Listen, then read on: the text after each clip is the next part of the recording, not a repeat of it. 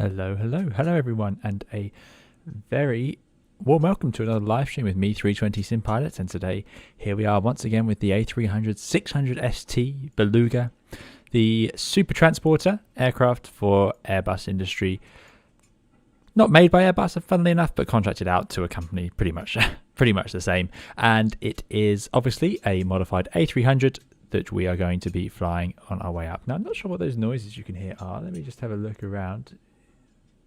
It, I think, is related to the cargo getting loaded on. But anyway, thank you all for coming along today. I hope you're doing very well.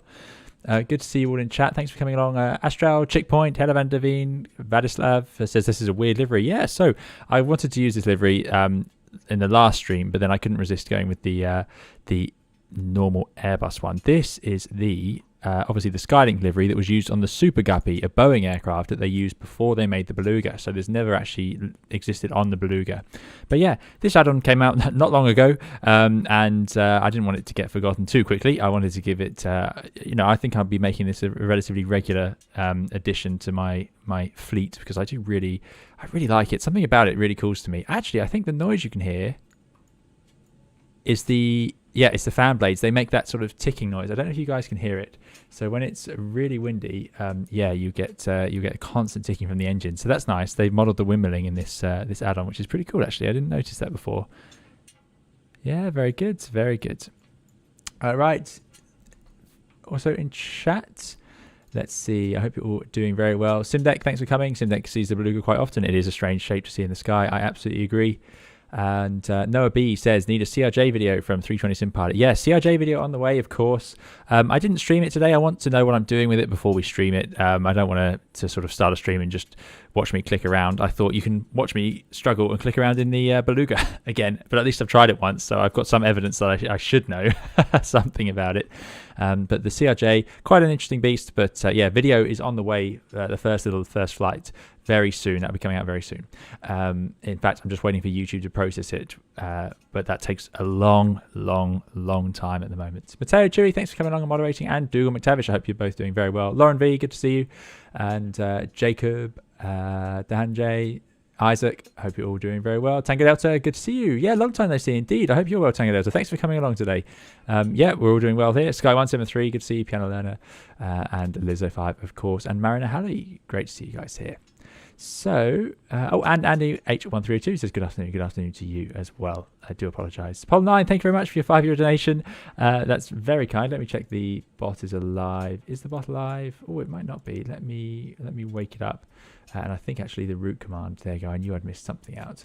I'm not sure if the route is too much of an issue today. Let me turn that off. Actually, yeah. Let me see if I can get that done. There we go. Okay, the route's working. Right, the CloudBot should come alive. Thank you very much, Paul9, for your donation. Really appreciate it. That's very kind. And hello to you. Thanks for coming along. Good afternoon, James. Swiss Pilot as well. Raz3 Raid.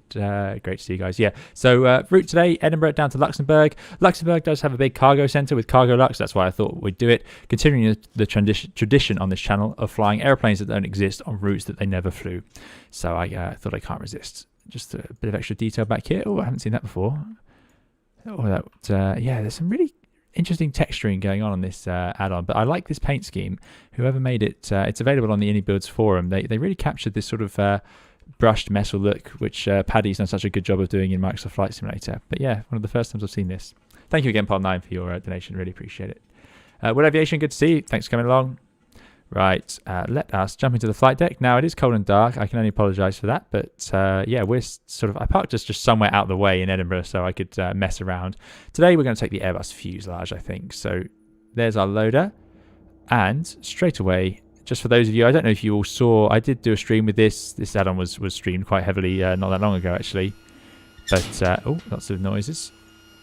What you can do is you can walk up into the cockpit. Cargo bay, sorry, not cockpit.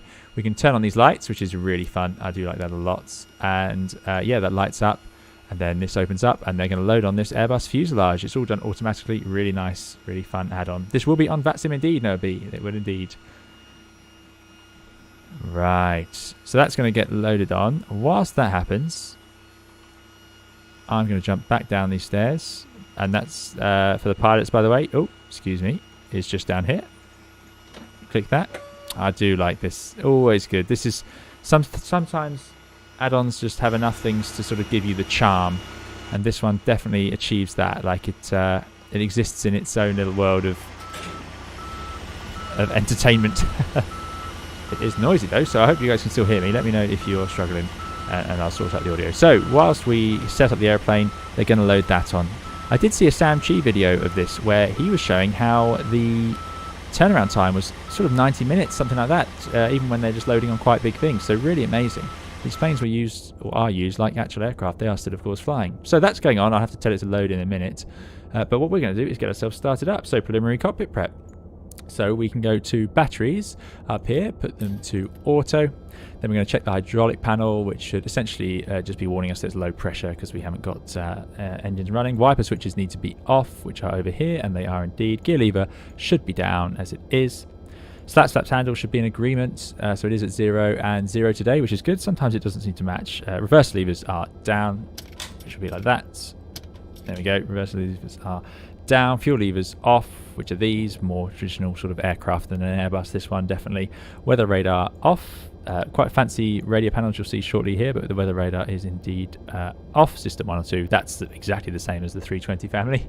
Swiss pilot says sound is great, excellent, glad to hear it. Zero, good to see you, thanks for coming along, and I hope you're doing well. Victor Tango, thanks for coming and moderating as well. I think we've got a pretty big group of moderators today. So Gosh as well, thanks for coming, hope you guys are doing well. And Raiden 508. So there we go, that goes up there, and then I think we might have to press load. We will in a second, but until then we'll keep warming up the airplane. So reversers, fuel levers, weather radar, external power if available. Is it available today? We're on. No. Where would it be? It would be down here, external power. No, it's not available, so we're going to skip that. So we do APU fire system test. APU is up here. Test, you get the squibs, and you can also test the loop. I think if you hold it long enough, you get the full warning. There you go. So that's test. APU as required. Let's get the APU up and running. Master switch comes on. They simplified this into basically 2 buttons on the 320, and then we can press start, and that will accelerate. So you can do a battery start on the APU in the 320 as well. If you don't have ground power in a situation like this, it does happen. There you go. They're going to load that on over our heads whilst we go. Simon JC says, fantastic to see you jumping into this massive bird. Yeah, I absolutely loved it last time, and I couldn't wait to try it again. You can hear and see the APU starting up. Like I said, I know the CRJ's the big news at the moment, but video coming on that very soon, and yeah, I'm sure we'll get a flight in that. But I just wanted to get this one out for another flight. I do really like it. I'm a big fan of this livery as well. I like these old Airbus colours they used to have. Brianni Silva, thanks for coming along. I hope you're doing well. Lauren V says, tail air stairs are one of those must-have charms for me in simulated DC9. Yeah, there you go. Yeah, so having a similar sort of setup, but the air stairs drop out the back underneath the tail. Kai says, when will you become 320 CRJ pilot with the new CRJ that came out? Yeah, very soon. Video. I'm waiting for YouTube to process it. I uploaded it this morning. I spent a lot of yesterday trying to make it. But yeah, it's coming very soon. Today. It'll be online today, I'm sure. And streaming very soon, I'm sure, as well. Just when I know that I can actually put a flight plan in. So Gosh says, you don't realise how lucky you are. I planned a nice flight last weekend for Windows upgrade to mess up my OS. Spent the Sunday fixing issues. Well, I spent yesterday fixing issues as well, yeah. So I do have those days as well. Right, APU online, so let's not sit here too long. It's available, so I want to get the APU generator on pretty quickly. Oh, I think it is on. Yeah, it's all powered up inside. You can see that. If it's off, you soon know, because you get this big clunk. So APU gen is on. Get the galley on, we can have that on, and let's carry on. So APU is tested. IRS needs to go to nav. I've got this set to instant align, don't worry guys. Oh, way up here, nav, that hurts your neck. Nav. I quite like having the nav align buttons separated like this. In real life, there's very few situations where you will turn this switch off in flight, but if you do turn all 3 off, you're going to be down to just your standby instrument. Don't get confused, the standby instrument doesn't use a third nav source. It doesn't need to align, it's like that. It's its own gyroscope. The third source is just so we could use that on these screens if we need it. But my point being, having them all together makes it easier to confuse them, whereas having 3 completely separate like this, you need to really think about it, and you can't accidentally do 2 or anything like that. So I quite like that, I must admit. ISDU set, oxygen low pressure comes on, so that is over here. We can turn on the oxygen low pressure. That just gives us pressure in case we need it. Enunciator lights test, and VHF radio set. So we do have a test button here. It all shouts and works.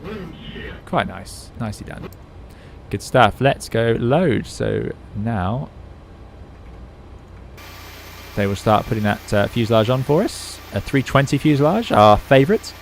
Our family friend coming online soon. Swiss Pilot says, are you already allowed to fly the A380 in Microsoft Flight Simulator, or isn't the plane developed so far? No, I'm afraid not. No, I don't have any A380 access at all. No, I think they're still working very hard on it. Yeah, I would like to indeed. But yeah, Vladislav, good to see you. Thanks for coming along. Ollie Nut says, I spent all Sunday fixing issues with the A320NX. There you go. Yeah, there are issues at the moment. Things change a lot. Will Aviation said, had fun trying to get this bird out of Cardiff, never again. Yeah, Cardiff should be possible. They get jumbo jets, but maybe not fully loaded. I don't know. Right, Virtual Radios we'll sort out in a second. Let's do the FMC then while that's all aligning. So, nice old school, no accuracy downgraded, that's fine. Now what I'm going to do is, actually we're not going to do it that way. I'm surprised it hasn't given us an align option. Let me just check, have I got that wrong? It should be instant. Okay, we shall find out what happens shortly there. But we can go down here to our little MCDU. We can go to ACARS, request company route. Oof, Sim hesitates, but has worked. Align IRS, here we go. Now it knows where we are. We can align it. Company route uplink done. So I'm going to align the IRS. It takes longer in real life, of course. Clear the GPS primary caution. We're going to be Beluga 263, flying 330. Cost and X is irrelevant. The airplane doesn't have the information to work with that. Or it does, but it's all outdated. It's designed for the airliner. Alternate today of Lima Foxtrot Papa Golf. You'll recognise that one, of course. Quite a strange alternate, but that's what SimBrief gave me. So there we go. And that's pretty much it. Really handy. I do like this. Next page, on the init page, 400 taxi. And we'll just... Oh, no, we won't do that. So Swiss Pilot says, are you a member of Test Pilot of the developers of the 32NX mod? No, I'm not a member of the QA or the Test Pilot, which is why I know some YouTubers get access, or they appear to get access to features early, and they put out a video, and I don't have access to it yet either. I'm not on the test team, so I just get the releases that are made public for everyone, which is, you know, it's probably a good thing, because it's I don't know. I don't see much value in showing you guys things that are still very much in early testing anyway, because often you know, they're still working on it, so it changes before you even make your video on it. No, you're all right, Swiss Pilot. No problem at all. 330, yeah, planning to fly the 330 at some point indeed. Right, ground ops. That's loading on. Let's have chocks. That's why we didn't have ground power actually. Let's get the fuel truck here so we can get the fuel on, and that is all we need there. So now I'm going to go to the load sheet. So I need a fuel today, 14.2. I'm going to take a bit extra just in case a few people are coming along. We've got the Airbus fuselage, which gives us the 0 fuel weight. So quite nice that it automatically has all this ready for us. So I just need to put on fuel. I want 14.2. I'm going to take 16 tons just in case there's some problem with the simulator. 0 fuel weight in. Let's load that. Hopefully it computes it. 16 tons, CG of 30, and now if I look overhead, have we got 1, 2, 3, 4, 5, 6, 7, 8, 9, 10, 16? Yeah, we've got about 16 tons of fuel. Great. Now I'm going to send that to takeoff Perth. Oh, before I do that. Oh, we've done load. Yeah, send to takeoff Perth. Okay, yeah, good. Right. We're departing from Echo Golf. No, that's Glasgow. Edinburgh. And... what runway are they using today? It'll be 24. Did the ATIS request. I do like this. This is nice. They've got some good features here for this.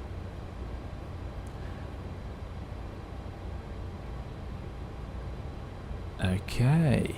And there we go. QNH 1033, 14 degrees. Wind is 280 at 5. Taking off at flat 15 and 0 at 114 tons. Let's see if it's going to work. It should warn us if it won't, which is quite a nice feature.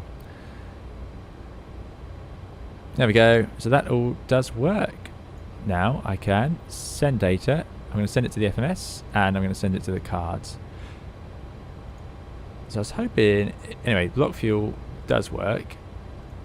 I was rather hoping the 0 fuel weight would go across as well, but that's alright. We can do the 0 fuel weight ourselves. Let me just check it on our load sheets. 99.1. I did remember and then immediately forgot. Gives us... What did I do wrong there? There we go. Take away 114.7 as we know. Max flight level 345, optimum 33. We're going at 33. You run out of flight levels pretty quickly on this one. It doesn't go all the way up as high. Lauren B says, I'm glad I'm not the only one who regularly uses EGPF and EGPH and still gets them backwards. Yeah, no, always. Right, so that is the init B. Wouldn't really have done that, so I try and do the diff strip on this. So we would have gone to init A, flight plan, which is in. So let's put in the departure. Runway 24. I'm expecting the Go Sound 1 Charlie. Insert. There we go. That takes us through Go Sound Fennec and south. That's the flight plan. Secondary flight plan. Just going to copy in the active. Radnav, not too worried. It's going to be an island departure or overlay anyway. And init B we've now done. And init A. Finally performance. Well, performance doesn't really matter in this airplane. So it does make it slightly quicker to set up the MCDU. Because, I say performance doesn't matter. Of course it does, but we've written our speeds down here. Most importantly, V2 150, and I need to select that up there when I can. Okay, so that's the FMGC is all done. Let's get back on the overhead. There's no smoking signs or seatbelts that I could find. Hydraulic panel is all checked. Servo controls checked. Flight, call it ground control would come on. Oh, that's a good one. That's been up here. There we go. Flight control on. That's the same as on the 320. Emergency lights can go to arm. And exterior lights set. Let's have strobes to auto. Let's have nav lights on. Otherwise, we'll leave it alone. Let's just go to the ground services. So you can see that they're... I don't know if that's how long it would take them to actually load something on, but... have they loaded it? They've loaded it on. So now we go to remove loader, which is now active. Okay, good. Right, so we've done hydraulic power servo, exterior lights, ATS levers, or ATS is this one here. Pitch and trim and yaw damper levers can come on. Electric power panel check. That's all on with the batteries in the right place. Engine 1 fire tests. So same thing here. I won't bore you with all of this, but yeah, it does the same thing. And we can do the engine 2 fire test as well, but you'd hold them a bit longer until you got all the loops and all the flashing lights, which do work, which is great. Fuel panel set.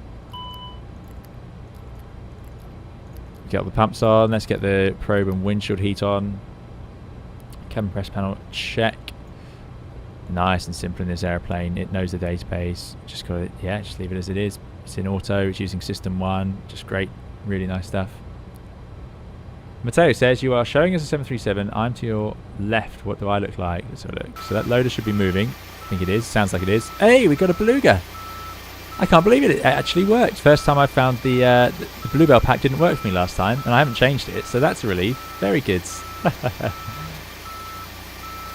Shouldn't it be counted as Luxembourg for consistency status? Oh gosh, yeah. Yeah, good point, yeah. Right. Yeah, you can sit in the proper fuselage. This is a nice one. It's a heated fuselage. There's no pressurization, I'm afraid, for those of you who aren't going to make it into the 5 seats we have on this airplane. I'm not even sure it has 5. I think it might have 4. Good stuff. So we've done cabin press, window heater, probe heat, cargo compartment smoke, fire panel, ventilation, emergency exit lights, air bleed, condition pack, oxygen. Let's just have a last look at the overhead, see what else we need to do. So it's in a line. This is all in the right place. That's off. Still sitting on the APU, which is absolutely fine. Put on the APU bleed, give ourselves a bit of air. Only 1 pack in this airplane because you're only pressurised in the cockpit. The hold and anything behind that door there is not pressurised. So it just uses 1 pack at a time. Otherwise, I think we're in a good place. I'm not going to worry too much about the temperature setting for you guys, I'm afraid.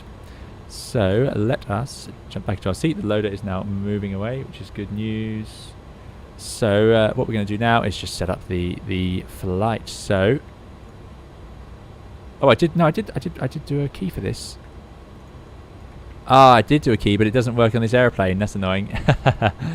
I was being really clever, and I had a shortcut ready. Right, QNH is 1033. It's pretty high pressure today, so let's put that in. 1, 1033. This is new to the INI builds A300s. This standby instrument, ISIS it's called, but it's you guys will recognise it from the 320. Oh, I see. I have got them all synchronised. Okay, 1033. There it is, and there it is. Okay, good stuff.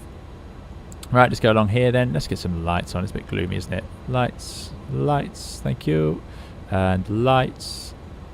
So that's going out the way, which is good deal. That's making me feel like we're going up, which is a really strange feeling, even as we do this. Oh, it does have a toilet. That's true. I wonder if the toilet has a seatbelt. Yeah, that is a good point.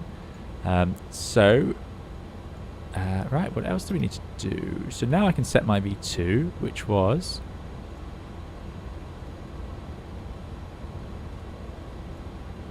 150. Zoom, zoom, zoom. 150 knots. I'm going to leave it in. I'm going to have constraints. Now, I remember originally it said set -5 on here, but I'm not going to worry about that too much. There we go. Man thrust, which is fine. And we have a flex takeoff today of, it reckons we can do flex 61. Pretty high flex. So, yeah, I hope that works out. You can see, by the way, the weird, they've made a special weird ECAM page for this aeroplane, which is quite nice to see. Right, flex of, oh, no, stop that. Flex of 61. So if I go to flex takeoff and scroll this to 61, that's ready. And then I'll need to press the button when we go. Ah, yes, landing elevation does matter, and we got it here. So let me just look up.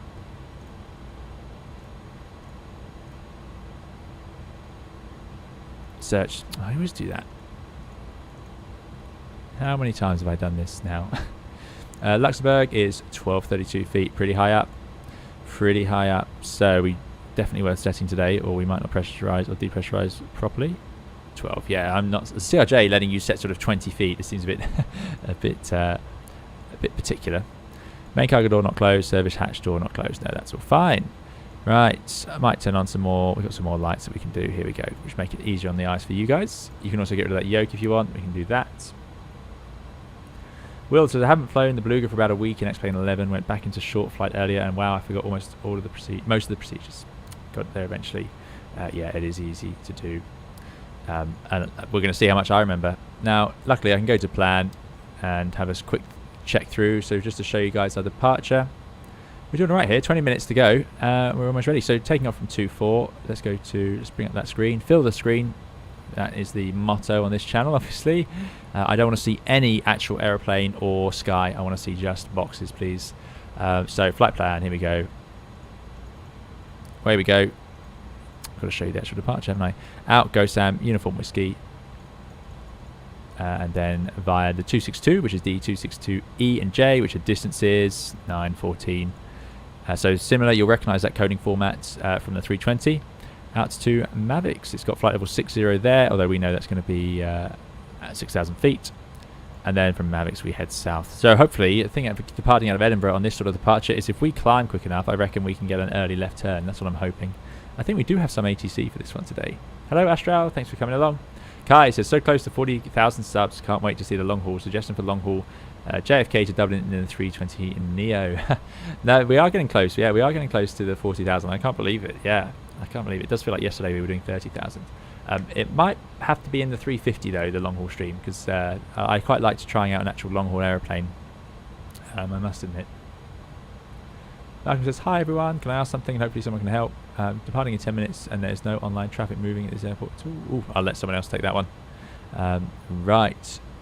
So there's our departure and we are there. Good stuff. So I just put us over here on the North Apron. This is the place in Edinburgh where sort of strange aeroplanes seem to end up, or parked up ones. Right. Starting to look almost ready to go. You can make fun pushing back with Matteo. We'll have fun. We'll work it out. So what I'm going to do now is let's go and close up. That's our job, really. No crew to do everything for us. Let's bring up that staircase. Nice and slow. I don't know if that is a hydraulic lever, and it looks like it is. It doesn't look like it's electric or assisted, but yeah, that would be, looks pretty heavy. Apparently you can't really stand up in this sort of bay area. This is where the traditional sort of cargo area of the 300 would be. And we'll close up so we can pressurize, Great. Must be quite a cozy feeling once you've done that. But they don't tend to fly this thing for too long flights. So we need to stop our chute, of course. 6,000 feet. We did discuss that already. Zoom, zoom, zoom. There it is. So things to remember on this aeroplane then. We're going to set the thrust. We're going to do flex takeoff, then I'm going to press this this little screw there, and it will set the thrust for us on takeoff. We're going to then take off, climb up with the flaps out, we'll accelerate as normal using we can use flight level change, but we can't use any sort of profile. I can't arm a profile mode. It doesn't do anything to push in the altitude button. In the normal 300, that's profile mode. It doesn't work here. Nav mode will work, so I can push that in or select nav when we get out there. We'll do that. I think it's armed already. There we go. Out and nav are armed. Then I'm going to need to make sure I press for climb thrust, otherwise it won't engage that because it doesn't know the profile, so it can't do these things on its own. The reason it doesn't know the profile is because it's just not tuned for this airplane. Swiss pilot says 350 sounds great, maybe departure from Zurich. Swiss pilot would like Zurich, obviously, but I'm thinking we're going to depart from the Maldives and head off further east from where we are. Callis, good to see you. Thanks for coming along. I hope you're doing well. Malcolm says, I have asked it, nobody answered. Very odd. Okay, no problem at all. Right. Chickpoint says, I wonder if you leave that door open, will it do something in the simulation? Yeah, Flight Deck to Sim did it on his stream, and with that door open, it didn't pressurize, so the pressurization panel just showed it that it wasn't working. Right, I think we're getting ready to go. Let me just run a last time through this little abbreviated procedures. As I say, I do like these abbreviated procedures they give us. Really helps out. It does have brake fans apparently. Oh, let's have a look. I didn't notice them last time. That's the auto brake. Have I forgotten? Are there brake fans on the Beluga? Or is it just a leftover thing? Not sure. Haven't seen them before. No, don't do that. That's for the DH at the other end. Great stuff.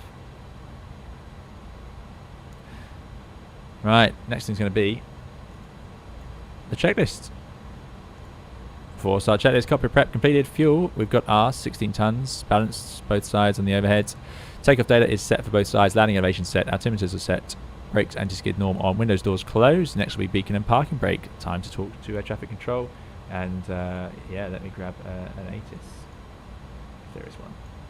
There is. So they are, just to read it out to you guys, I don't listen to it anymore on the streams just because I don't know if you guys enjoy watching me listen to an ATIS. They're using information whiskey, giving surface wind 300 at 4. Oh no. That should still work out for 2-4 actually, yeah.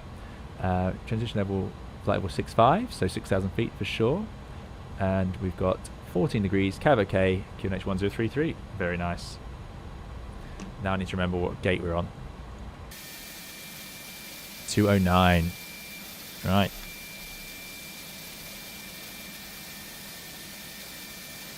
There we are, Beluga 263, okay.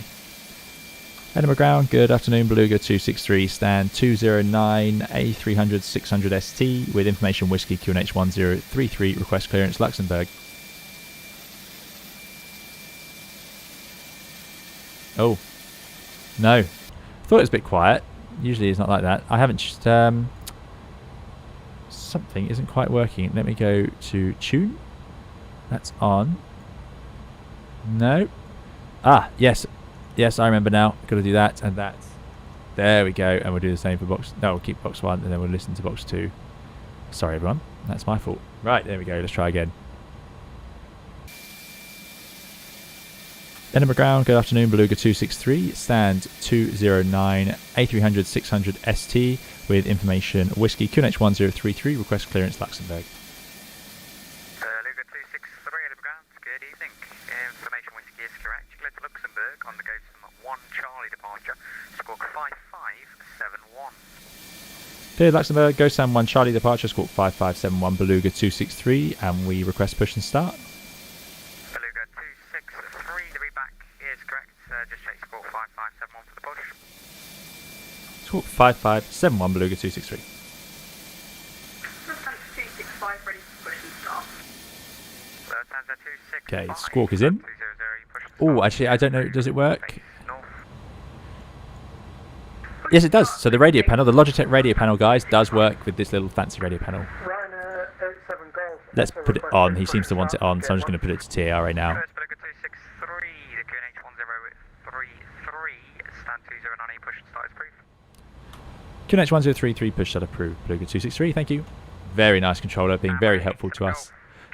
So let's get that beacon on. Thrust levers idle. Windows doors are closed. So beacon is on. Parking brake as required. This is going to be fun. Where do we want to go? A235 would also like to join the party. Request push. Very good. Very good. Oh, it's great when we have a nice little community. I'm going to do this. Now that's a road. Let's see if better pushback can handle that. I'll be really pleased. That would give Matteo the chance to do it. Kai says, is the flight factor 350 for X-Plane worth of £46? It's not the most, you're not going to sit in it and go, wow, look at this. When you start out, you're going to go, it's nice and you have the full airplane. But the more you sit, I sat in it for 12 hours on that live stream when we used it, and I was enjoying it the whole time. And I discovered more about it as we went. So it's a good add-on. Yeah, it is a good add-on, and it worked for the whole 12 hours, which is remarkable, as you guys will know. Ethan's Aviation, hello to you. Thanks for coming along. Information whiskey is just the time. So every 30 minutes that ATIS will change. So we got information whiskey. What it means is we're telling our traffic that we have the most up-to-date weather. If I said we had QRSTU, if I said we had information uniform, they would know that we have an old weather, and they would tell us to go and get the new one. Something like that. It's just a way of confirming. So they're connecting downstairs. Danny says, after watching your vids, I got enough confidence to actually talk about him. Fantastic, that's great. Really glad to hear it. Thank you so much for saying so. Brake fan is in the 2 o'clock position from the gear handle, says Simon. Thanks, Simon. Gear. Brake fans. There we go. Very good. Video on brake fans up on the channel, guys, if you want to learn more. Is he connected to us yet? I heard that they better pushback. We're going to update the fix to make one that works with this, actually. Oh, we need to get rid of chocks. They're lifting us up.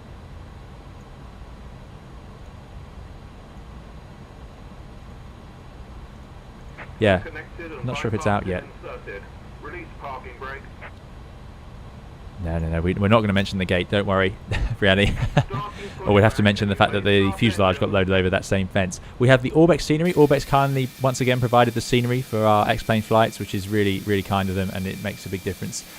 So we have Orbex Edinburgh running here today, as well as Orbex for most of the UK, actually, as we head south. Matteo just says, I've just noticed, from what I've seen, you don't have space to taxi behind my tail. Do you see the same? Yeah, good point. Yeah, so you'll have to push in front of us, which will be absolutely fine. I don't know if this is this a legitimate way to turn the Airbus? There are very strict steering limits on nose gear, but I think we might get away with this. Our main gear might just about be on the manoeuvring part of the apron. I like that. That's great. Right, whilst we do that, let's get the engines up and running. We got a job to do here. So engine start, area clear to start, ignition A or B, engine to start on. Right, so this is one of the more complex versions of the starts overall. It's basically an adapted version of what we're going to do. Right, let's put that to A. Let's start engine number 2. That's going to whiz round, that's spinning, off it goes. It seems to automatically close the packs for us as well, although I certainly don't seem to need to change them. 20% on N2. Parking brake. Pushes out the blue facing north, QNH1033. Yeah, we're pushing back because we noticed he couldn't go past us, unfortunately. It's a team effort, this. Right, 20% N2. Get the lever on.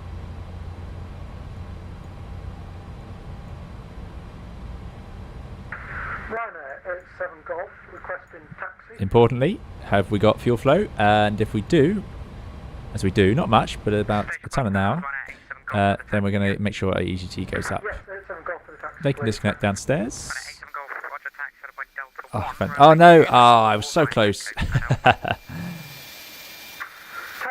Janata says, I'm also a real 320 pilot. Very nice and interesting videos. Very useful information. Very useful simulation, sorry. Can't wait until seeing normal procedures come to life in Microsoft Flight Simulator. Thanks, Janata. Thanks for coming along and saying so. Glad to hear it. And yeah, glad you're enjoying them. Yeah, I'm sure we'll see emergencies in that sim as well. There they go. Busy airport in Edinburgh today. Nice. It looks like enough people here were here even without us, so we're not you know, we're nicely out the way over on our ramp, not causing a traffic jam. Rebecca says, hi, just went to this vid, so never mind. Okay. There goes Matteo. Yeah. Blocking our view. The Microsoft CRJ Casper is on the way on the channel very soon. I may even be able to put it live during the stream. We shall find out later on. Hawk VFX, yep. CRJ will be tried soon. I just wanted to try this one today. I need to learn the CRJ a little bit better. Like I say, there's our wave off. Excellent. So that's all started up. Let's go for engine 1. Same trick again.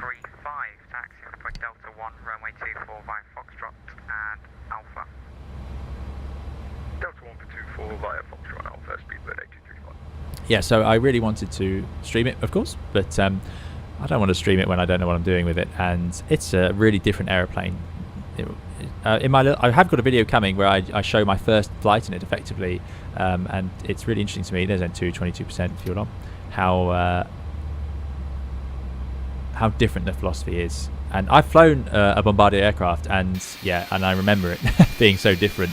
Whereas the Boeings and the Airbus seem to have quite similar philosophies in some respects. I hope the plane has reversing sensors. Yeah, me too. It does look odd from the back. That's a good point. Yeah, it's a strange looking aeroplane all round, but my favourite sort of angle is definitely the nose. I really like that. It looks a bit like a dolphin to me. I know it does look like a beluga, obviously, but it has that dolphin look on the nose. I just say that to make it seem a bit sleeker than it is. There's those big engines, really powerful. Remember, very light aeroplane. There's nothing in this air. There's all big airspace. There's nothing in the bottom, really. It's just light, so it has plenty of power to do this. Right. Engines have started.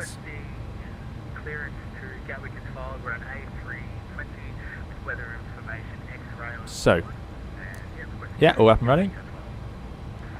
That can go off. Qantas, fantastic. Someone's being hardcore, definitely. APU can come off. APU bleed, I should have turned off as well. Then you can see it turns onto the engine bleeds automatically. All very easy. Anti-ice not required. Speed brake arm. Boom. And rudder trim reset 0. Let us also, obviously, I'm surprised it hasn't asked me to. Oh yeah, there we go, set flaps. So we're going for 15 and 1, it reckons. I mean, there's only 10 tons of cargo for this airplane, not too bad, I suppose. Trim set for takeoff. There's a way to click it, I'm sure. Does anyone remember how do you do the trim for takeoff? I might have to do it manually, aren't I? Which I can do looking at that little card. CG30, trim 1.1 down, there we go.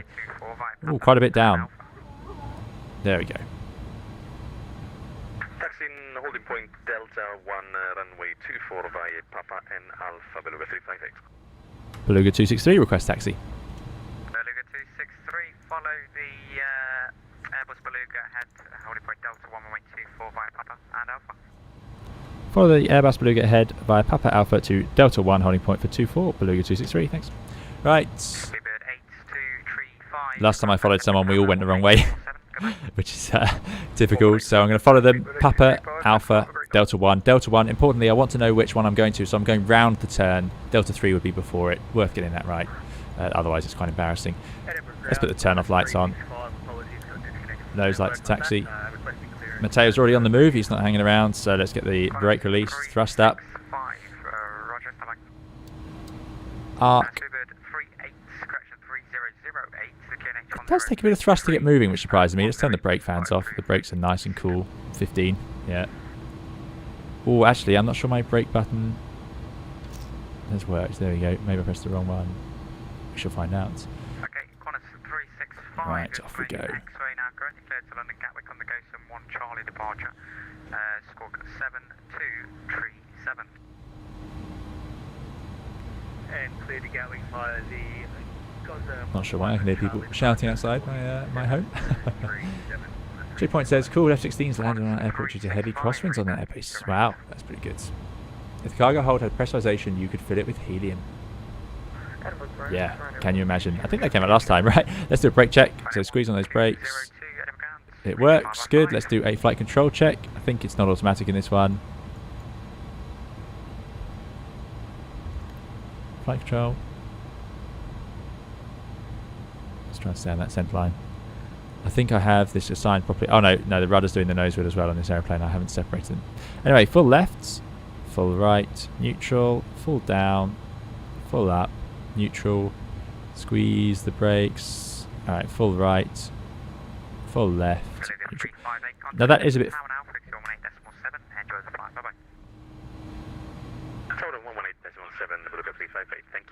That is a bit faster than you'd do it in real life, but it's just hard to do it in the sim. Yeah, it does look like a Zeppelin. That's a good point, Josh. Yeah. So, oh yeah, I did the procedure, but I didn't do this little checklist. So we did the pitch trim, rudder trim, spoilers, slats, flaps. Let's just double check they are at 15 and 0. Ecam status checked, anti-eyes off, hand signal received. Before takeoff, flight controls checked, flight instruments checked, briefing confirmed, V1, VR, V2, flex temp both. So V1, VR, V2, 150, and the flex temp of 61 is all in. Let's try and squeeze around here as gently as we can. Slats, flaps, 15 and 0, takeoff config. We're going to check that shortly. There we go, takeoff config test normal. Johannes B, thank you very much for your €10 donation, really kind. Thank you, Johannes. Johannes says, have great flight and thanks for the awesome content you're making, streams, videos, and last but not least, the awesome Discord community are so helpful. Yeah, the Discord are amazing. Thank you for bringing the crew again. It's over to Tower 118.7. Enjoy the flight. Tower 118.7, and you're very welcome. Thanks for looking after us, Beluga 263. Bye. Ah, really nice controller, really helpful. They obviously know what we're doing, which is always great. So 118.7, which is tower. If I can squeeze my jet rounds, there's a Speedbird in front. Normally a shuttle from Edinburgh, so I wonder where they're. Are they coming with us? Maybe, which would be great. So they must be going international, or I assume they're going international. Thank you, Johannes, and yeah, I'm glad you like the Discord community. They are incredibly helpful, and I shouldn't really take credit for them. But thanks for your very kind donation at €10, and yeah, you're very welcome. Thanks for coming along and enjoying the videos. It gives me such motivation, you know, when I've had a few days of trying to work on videos and things not going quite as I'd hoped, for all sorts of reasons, and it's so nice to come for a stream and chat to you guys and just enjoy the hobby again. I do enjoy making the videos, obviously, but sometimes things don't all go to plan, so it's nice to get the chance to come and do this. So thank you guys, and thanks for letting me fly the Beluga again, because I really wanted to. Oh, let's not crash into the back of Matteo. Leonardo says, what joystick do you guys recommend for a beginner? The Thrustmaster TCA Airbus on its own without the throttles is absolutely fine, and then you can expand it with the throttles later if you want, and it's got lots of buttons and axes, so it's definitely one I could comfortably recommend. Alan Story, thank you very much for your £5 donation. Really kind, Alan. I hope you're doing very well. Good to see you, and yeah, thank you so much for supporting the channel as you have done so much already. So very generous. Thank you, Alan. I hope you're doing well. Thank you for your £5 donation. Very kind of you. And yeah, I hope life is treating you well. Right, what else do I need to think about before we go? We did our checklist. Take off config. Let's go to... They're just calling Matteo. Must be working through his checklists. Take off perf. Just check I've got the right flaps. Yeah, last check. Make sure I haven't messed anything up there. Yeah, so... next is going to be transponder, which we've already done TARA. Oh, sorry, it's already set. It's already active on TARA. TCAS, TARA. Auto brake max ignition. Oh yeah, so... Auto brake should be max. There goes the Speedbirds. Oh, we can see Matteo's flaps are out. That's quite cool. I didn't know that the Libo models could do that. Fluff says, greetings, I just had a call, so I missed the briefing. No problem, Fluff. Thanks for coming along. Thanks, Stephen. Yeah, auto brakes to max, yeah. I wonder why... I must have missed my flow. Slightly different flow there. Anyway, I'm going to put that heading round to 240 initially, seeing as we're going to do that for takeoff. Zoom, zoom, zoom.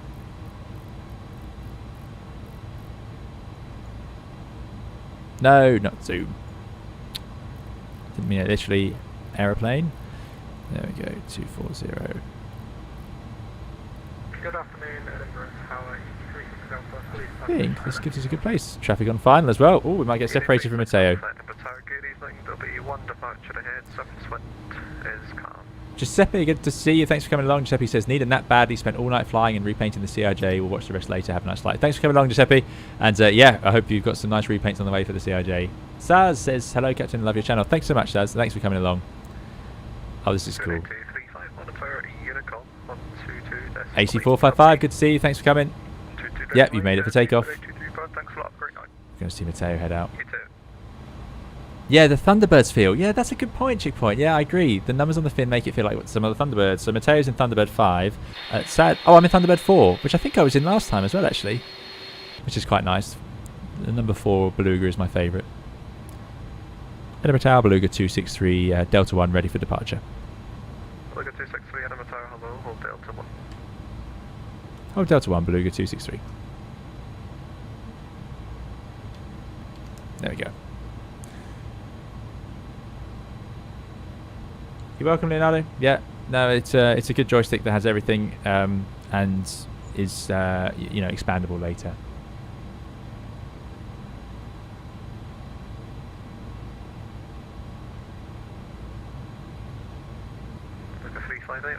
Yes, Matteo could open the hump to to produce some space for us later. Yeah, could do indeed. Take off runway 24, Beluga 358. Beluga 263 behind the landing, EasyJet, Airbus 320, line up runway 24 behind. Line landing, EasyJet 320, line up 24 behind, Beluga 263. So let's put in, I just do a little slash for like line up because it's a line. What I could have done earlier is tune the ADF to 368 if I was being proper. So 368, we're flying to that NDB. More useful to me than the ILS DME, to be honest with you.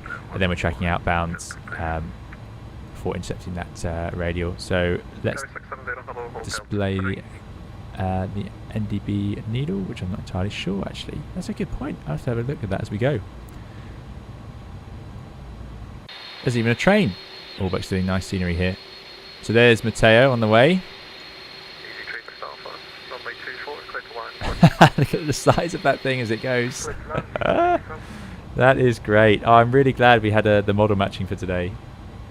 Thanks, Rebecca. It is a goofy plane indeed, I agree. Look at 3581 for Unicom 122.8 for Mike. Unicom 122.8 for the 358. Keep running. So we're on the lookout for an EasyJet. There it is, just appearing. Yeah, this railway is here. It's not actually on a bridge in real life. It's on sort of a raised mound. The problem with that is when you've got a strong wind down runway 24, when you're on final approach, you get the wind gets pushed over it and you get a sudden updraft followed by a downdraft. So it can be quite nasty. It can cause some interesting effects on final approach. Yes, Thunderbird 2. Yeah, that is a good point. We need a Thunderbird 2 livery now for this aeroplane. Yeah. Yeah, absolutely. I can't believe it. Has it been done?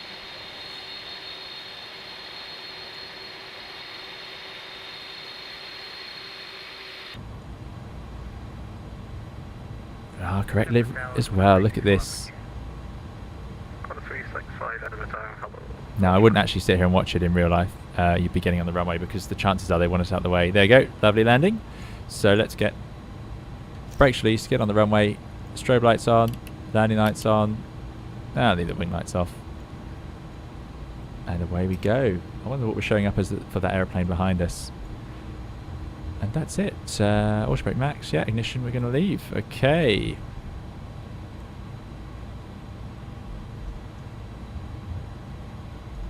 One last time. Yeah, take a config. It's working.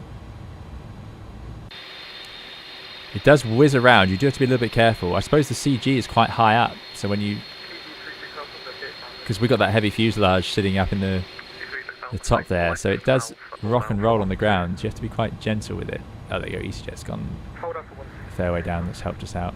Beluga 263, runway 24, clear for takeoff. The wind is calm. Clear for takeoff 24, Beluga 263. Right, here we go then. Let's have it. So, thrust up. Love the sound effects on this airplane as we spool up. Then I'm going to press that, and we should see 95.5 on the thrusts. Try not to be too twitchy on the rudder. It's just that nose wheel steering. As we accelerate, the nose wheel steering will stop being tied to the pedals, and it will be a bit easier, but it can cause a bit of a jolt, which we may see. It does take ages to set that thrust. I mean, it's not even in by 90 knots, but there it is. Right, 100 knots, side stick or yoke to neutral. We got our takeoff thrust finally set. I can't believe it takes that long in the real one. V1 rotates using a lot of this runway. Look at the tarmac rubber marks. I really like that. Keep pulling, up we go. Positive climb, gear up. Got a trim, and away we go.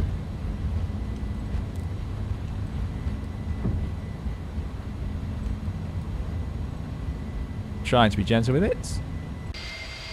Success! We are in the air. We are en route. What a view for those lucky people. Unicom 1228 Beluga 263. Thank you. Bye bye.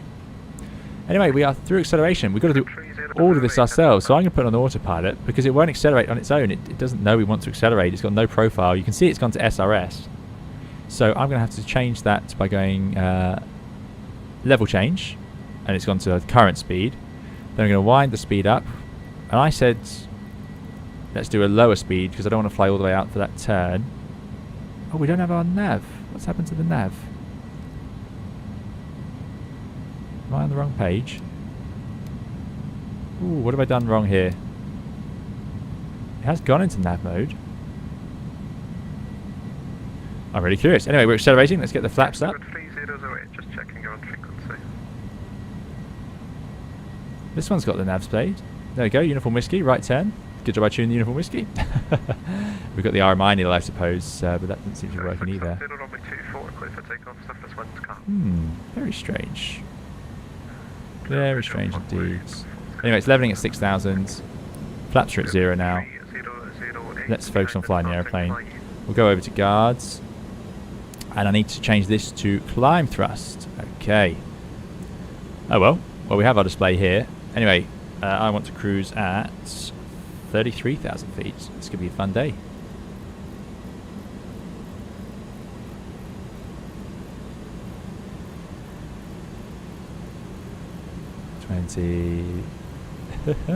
We can do it, airplane.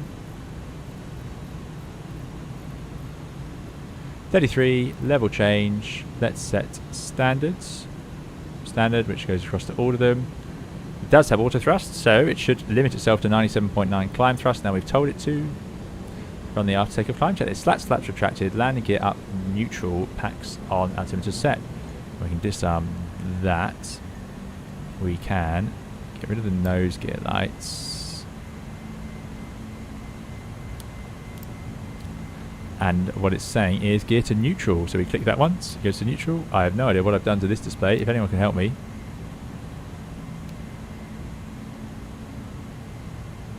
Very odd. Not one I've seen before. I can jump over into the FO seat. Just as long as I don't accidentally... every time I click, it's going to... I'm going to cause problems, aren't I? It's going to jump over here. Very strange. I don't know if anyone's seen that, if they have any advice, but what we can do... It's always a way in X-Plane. Is just squeeze this over here. Have that down there. There's our nav display. We're ready for anything. Eric, thank you very much for your 50 knot donation. Really appreciate it, Eric.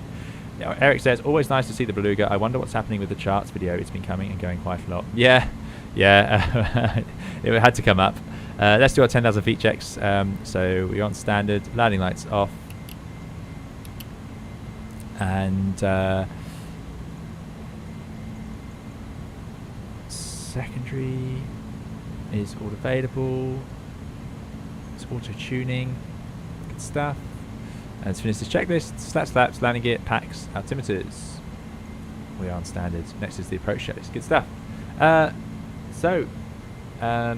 Eric, thank you very much for 50 knot donation. Appreciate it so much, and thank you for contributing to the channel. I know you've been very generous with us. Why the mysterious charts video appearing and disappearing? It's very simple. There was stuff that video wasn't.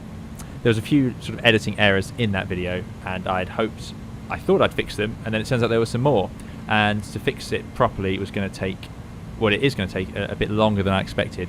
The problem is, these days, because of the way I do those videos as opposed to the streams, the videos are done Oh, that's good. We'll keep that nav display the whole time. Very good.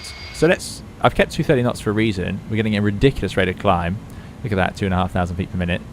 So now I'm just going to exploit my elusive.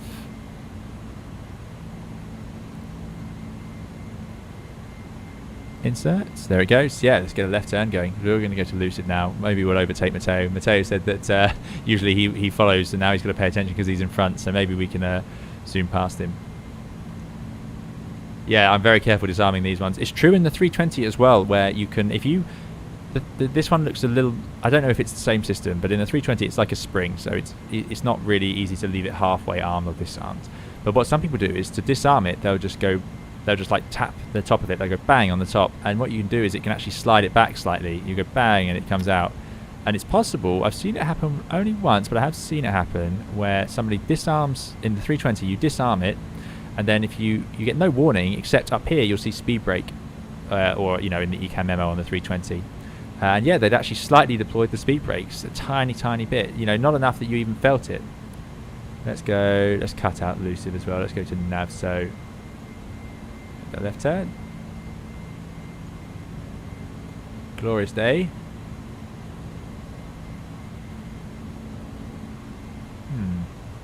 Now that doesn't look like my Orbex scenery. So I had Orbex for Edinburgh, but for some reason I've messed it up and I've lost my Orbex for Scotland, which I do definitely have. I've used it many times. It's my only Orbex scenery, but there we go. So we'll ignore that. There we go. Look at that. You see all the rivets.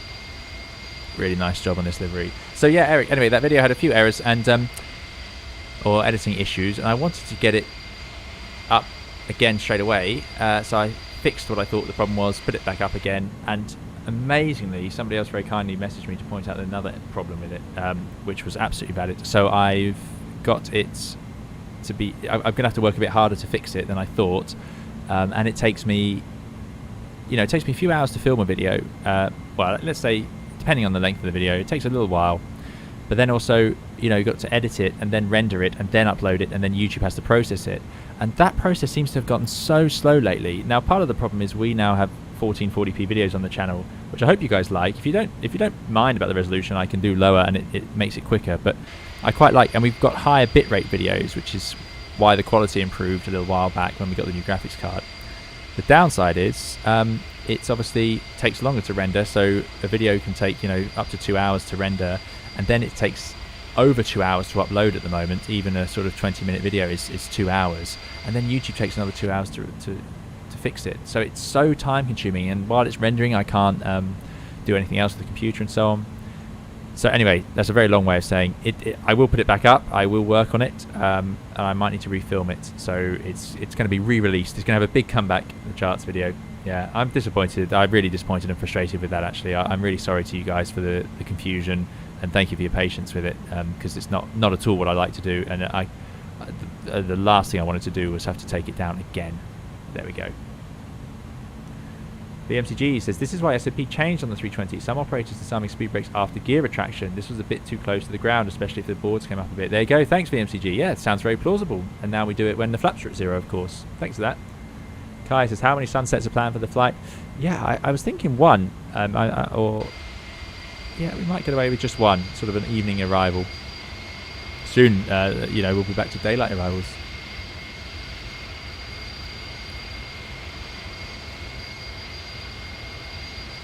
Ray says, what rudder pedals do you have? I have the Thrustmaster T-Flight pedals and do find steering very sensitive in Microsoft Flight Simulator irrespective of sensitivity settings.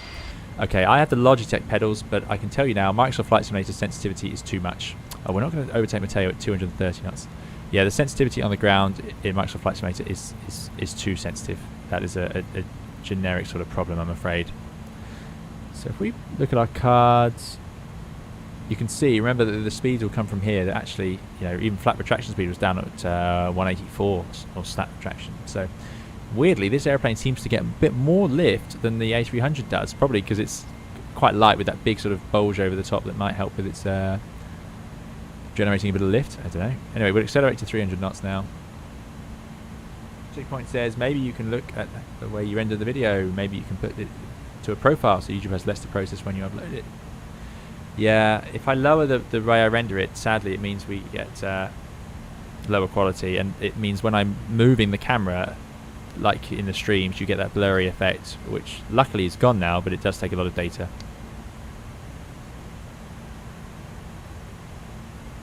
That is 3-3. You're very well. No problems at all. Thanks for coming.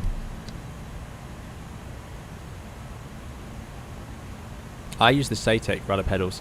The reason I chose those is because I like the... Oh, we're not going to do 330 knots, are we? No way. Sorry, 300 knots. Let's not even try. It's easy to overspeed this airplane because, again, we talked about it the first time I flew it, but it's got this bulge. So with all the air going around it, the air will accelerate and become supersonic too quickly, which is why it's got a very low Mach number for the cruise as a top limit. So we're already doing 6.6 because it's just so powerful. It seems to have no trouble overspeeding.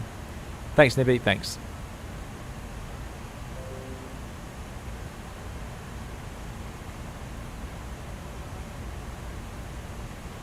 Dave N. Hopefully that answered your question as well. Yeah.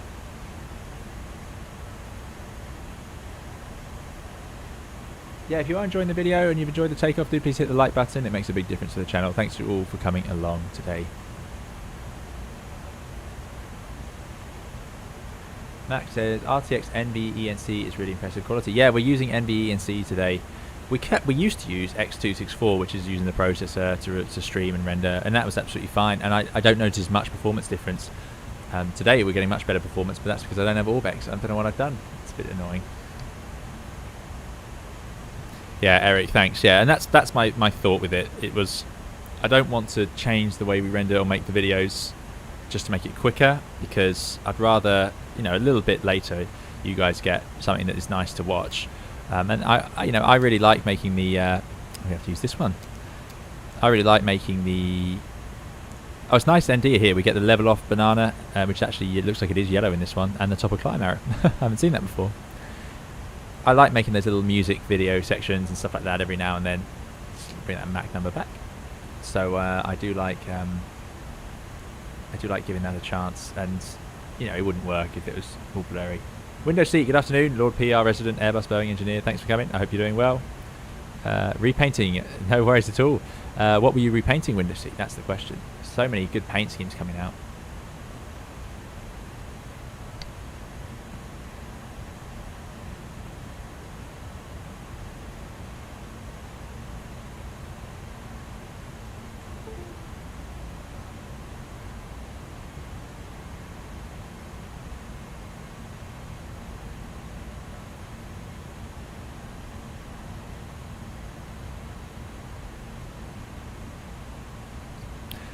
2 Point says quality of the content is the most important, quality of the video is in the second place, but yeah, I understand it's nicer to watch. Yeah, that's true, it's true.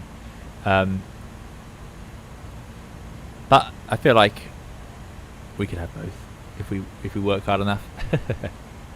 Plan says, I'm just on my way to Chicago from Dublin on the new Aer Lingus 330 livery. 3 hours, 2 minutes, 4 hours to go with the tailwind. This is a heavy plane. It is indeed, yeah. The 330 is such a beast. I think people that I know who've flown it really like it. Rihanna, I'm really sorry. I haven't done anything for the exams. I really haven't. I must get back onto it. I'm so sorry. Thanks for all the stuff you sent over. I will go through it. I've been really busy for the last few days, or the last couple of weeks actually. But yeah, I will get back to it. Window Seats making progress on the Red Arrows Hawk. I saw that Hawk livery. Window Seats made a livery for the T45 Goshawk that's come out in Microsoft Flight Simulator. He's made it look like a Red Arrow. Now I know that there is an actual Hawk coming out for Flight Simulator eventually, so that should be good to see.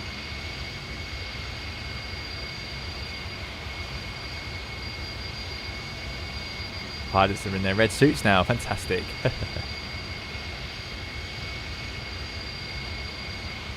Let me just check, guys. Maybe I can put that CRJ video live. It's,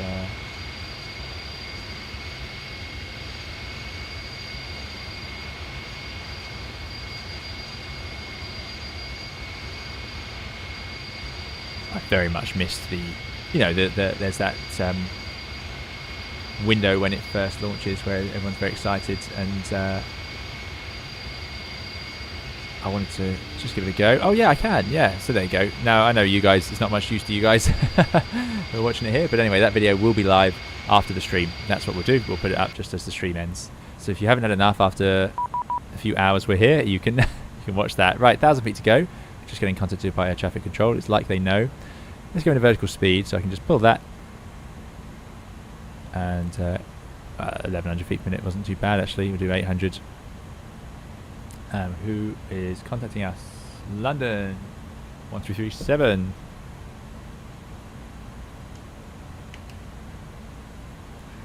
Right, and I'm going to have to keep referring to the other display. We're going to Dean Cross.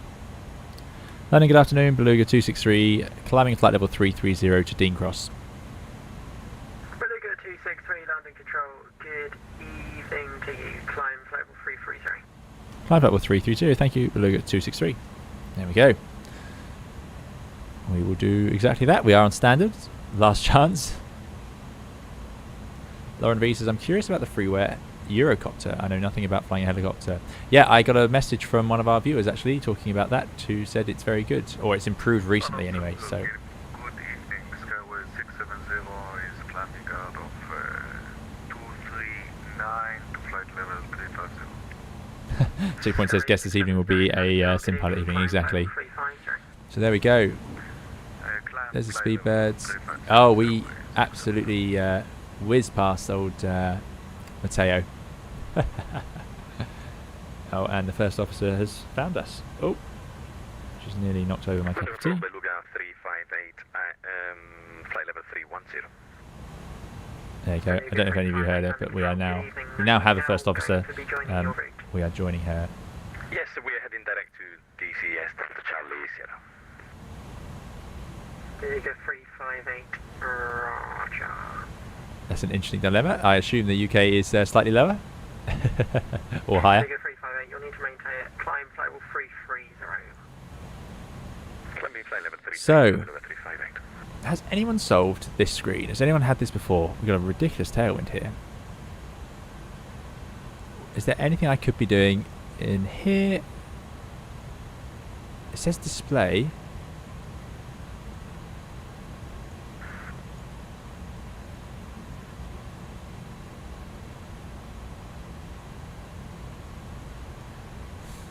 I feel like...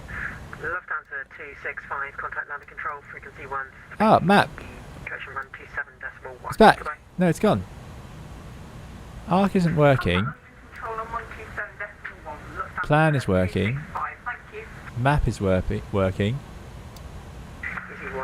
Oh, there you go. I knew it's got to be something I'm doing. Anyway, we got it back.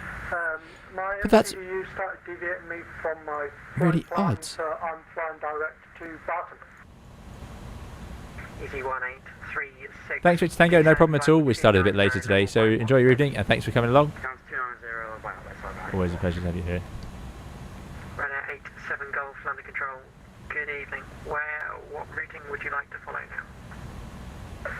I was going to follow Barton, Lobel, Lister, towards Biggin. That's the flight plan I filed originally. Sorry, guys. Yeah, anyway, we fixed it. That's good news. Matteo says, I did a very cheeky orbit while on Unicom and now behind you. There we go. Are you able to file the flight plan that you Fantastic. now have filed? The flight plan that my MCU is wanting to take me is via tender all the way to Remba. I can fly that one if you prefer. That would be much better because that Someone's having trouble with the MCDU. I mean, that's typical of my experience using Microsoft Flight Simulator, sadly. Good news for the CRJ, for those of you wondering, is I've managed to use its lateral navigation works quite well. It finds waypoints, it flies to them. Not perfect, but yeah, pretty good. So that is a relief, and I hope we can see that sort of lateral navigation find its way into Microsoft Flight Simulator properly. But here we go anyway. That is the joy of Unicom. Get everything you want to do whilst you're on Unicom. Do your orbits, climb, descend. Let me have a look. Is everyone flying with us today? over. Thanks a lot. Have a great Let me night. have a look at that map. So Luxembourg, there's nothing too exciting about Luxembourg, but it is a notable runway to land in on the Wesley runway, and we'll find out which runway we're landing on in a second. It has a really noticeable upslope, and I bet X-Plane models it, because X-Plane obviously does do that. Climb 963, you can Let descend me flight pull up our 41, cruise take speed, right. actually. I'm sitting here at selected speed. As we said earlier, there's no custom X for us to use. Oh, the cat's leaving already. Wasn't that interested. If we go to page 2, or 3, or 4, decimal 68. We can speed up a bit. Yeah, it's a powerful plane. It doesn't have any trouble powering through the air. Cian says, yeah, it is a beast, the 330, but expecting a sunrise over Canada. Can't wait. It's going to be beautiful. Yeah, it should be nice. Sam says, on a real aircraft, would you usually have the map showing the position and identity of other aircraft? You would indeed. Not necessarily identity. If you have a fancy TCAS, you would see the identity, and it gives you a direction. But the older TCASs just give you a diamond and the altitude and the location, but it doesn't give you the name. Lovely. Runway 27 clear for takeoff. The wind's 030 degrees, 10 knots. So, who's coming with us? Oh, UK 670 is all the way to Athens. Line of controls, Speedbird 1 hour heavy, climbing through flight level 290 for 330. Going to Gatwick. Yeah, it was a busy day, busy moment. We got a Ryanair with us. Excellent. Yeah, it was a busy day for Climb and maintain flight level 330, Speedbird 19er. Edinburgh. The Speedbird was coming with us though. Excellent, excellent news. Good stuff. AC455 says, you looking forward to a 2000s Manta on the CRJ? I've got a design in my head, I just got to figure out the model. Yeah, if we can get some CRJ liveries as well, you know that they'll be on the channel. Hella van der Veen says, I did my second VATSIM flight this week, absolutely love it. Thanks for the introduction and all the knowledge on the 320. No problem at all. Yeah, we always say, you know, if you can know the airplane you're taking into VATSIM, that's half the battle, isn't it? And then you can sort out the problems if they arise, or the reroutings, things like that. Ryanair at 7 Golf. Another reason why I don't like to stream an airplane as soon as I get it. At Mike Charlie Tango. Runway 87 Golf, you can fly heading 150 degrees for now. I need to deconvert you against some other planes. Heading 150 Ryanair at 7 Golf. This is an approximation from the only view you can get in the Beluga, from a little window at the front, or a door. I don't even know if it does have a window actually, but anyway, this is the height we're at. As I said, really weird. We're down at the engine level in this airplane. Very strange.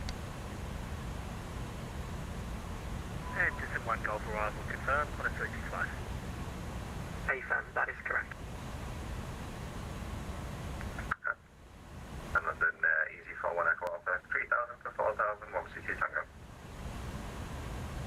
Easy 41 Echo Alpha, Roger. Climb Thanks, flight Stephen. Stephen says, 1 Alpha, 120, easy for 1 looks like runway 6 in Luxembourg. That's ideal. Just what I was hoping for. The slope on the other runway is incredible.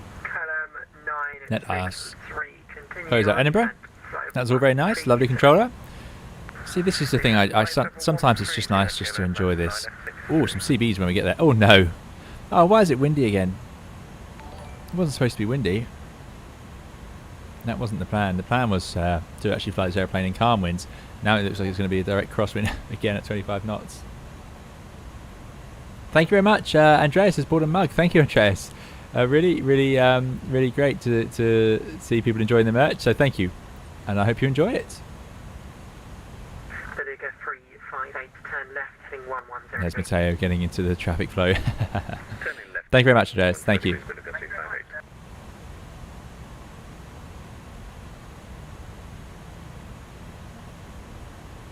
Runway 87 Golf, reduce speed. Yeah, we will go and see today's cargo. That is a good idea. George there. Yeah, go ahead, George. Ask ahead. Someone in the chat may know. Window is a porthole, Captain. Yeah, it is a porthole. Yeah, that's a good point. Not pizza, Brianni. Not pizza tonight, no. Not sure what dinner will be tonight. Ollie Nuts has just come back from dinner. Left my flight to fly.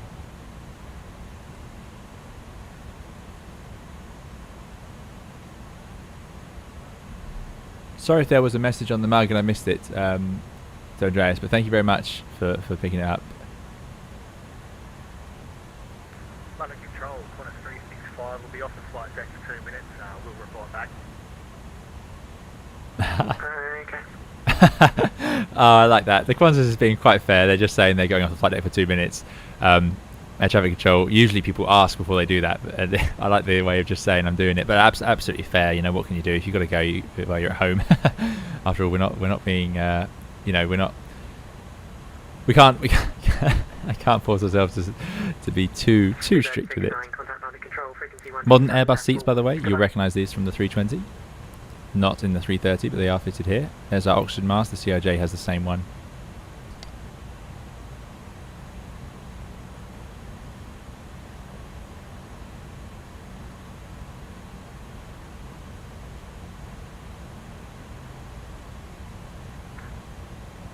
Oh dear, it looks like the food talk has started early. We've got London, hello, Beluga 55 Tango. yeah, the donate link. If you thank you for thinking about it, Ray.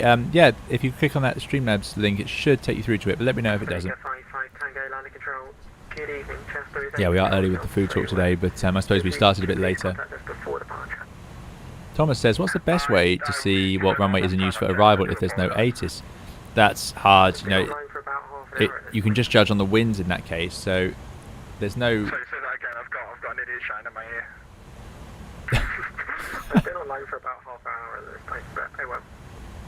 Oh, okay, apologies. Well, we're 5,000 now, look for higher. Lovely. Are you departing Horden? Yeah, so anyway, look at the runways. So it's 06 and 24. What's the wind? 360. So that's northerly, so it'd be runway 06. So just that's my logic. Just work out which one it would be. Dog Retro, good evening to you. Thanks for coming along. No food talk allowed. To be too hungry after eating dinner. Oh dear, Kai. Dougal had beef stew and dumplings in 2 minutes. No, it's to come. Very good, Dougal. Yeah, that's almost where the tradition started. Checkpoint having gnocchi with some nice sauce. Yeah, gnocchi's very nice indeed. Runner 87 Golf, no ATC speed restriction, route direct Honolulu, Hotel Oscar November. Route direct, Hotel Oscar November, no speed restriction, Ryanair 87 Golf. Beluga 263, speed Mach decimal 75 or no? Enable decimal 75, Beluga 263. Okay, what's the slowest you can give me? We can give you 6.2. Okay, are you going slower than 75 already then? Yeah, we were going at well, we're currently 6.8. Okay, reduce Mach decimal 65 or less then. 6.5 or less, Beluga 263. I'm in control, good evening, Ryanair 1202 with you. Now that is interesting. I'm not sure why you couldn't see our speed. We'll just do 6.5. No pilot will ever go. If they say slower, like a speed or slower, no one ever goes slower than the speed they give. I can promise you that. So we're going to do 6.5 exactly. I'm a little surprised, but you'll find that in reality, no controller ever just gives you, in that situation, what the controllers in real life do is they nearly always say, what's your current Mach number? They can never really see it. They never trust. Now, I believe our transponder does send them that information, but they always ask us properly, what's your current Mach, and then they adjust it. So they might say slow down by decimal 4, and then they'll increase someone up by decimal 1, or whatever, you know. So that was interesting. That was interesting. Ollie says, when will you next be flying the 320 NX? Yeah, soon. There's so many airplanes at the moment. Seal says, in your opinion, is the Beluga 263, contact under control, frequency 127.1, good day. 127.1, Beluga 263, goodbye.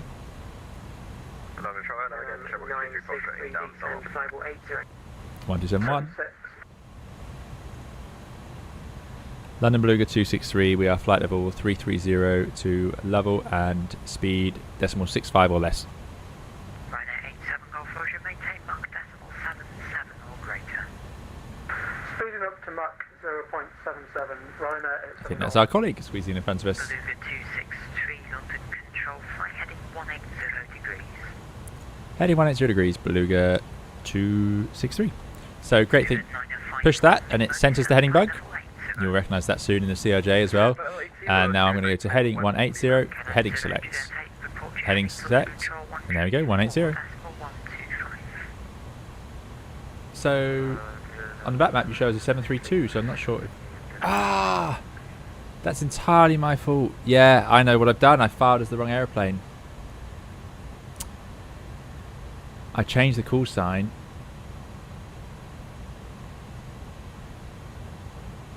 Yeah, there you go. That explains it. That explains it. That's entirely my fault. Good job I used the Beluga call sign, because that worked on the ground in Edinburgh. That could be, or it could be that... apologies, Beluga 263. I think we've logged in wrong. We're in a A300-600 ST Beluga, so we can't do that fast. Oh, Beluga 263. Roger, report your mark number. Currently decimal 65, and we can go up to decimal 69. Roger, no problem. Maintain mark decimal 65. Mark decimal 65, Beluga 263. Sorry.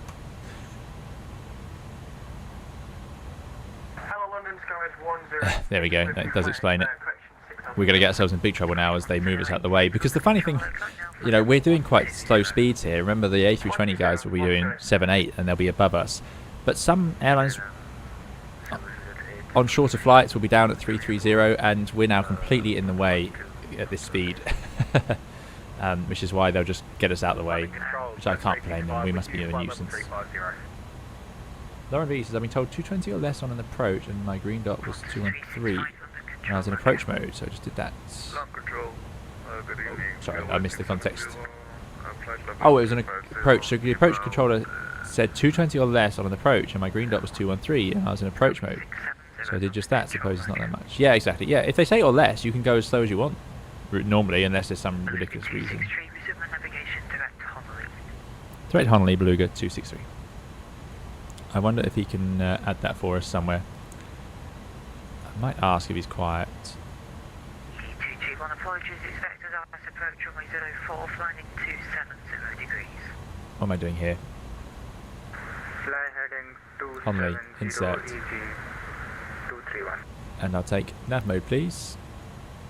Confirm I maintain runway altitude 110. 425 point.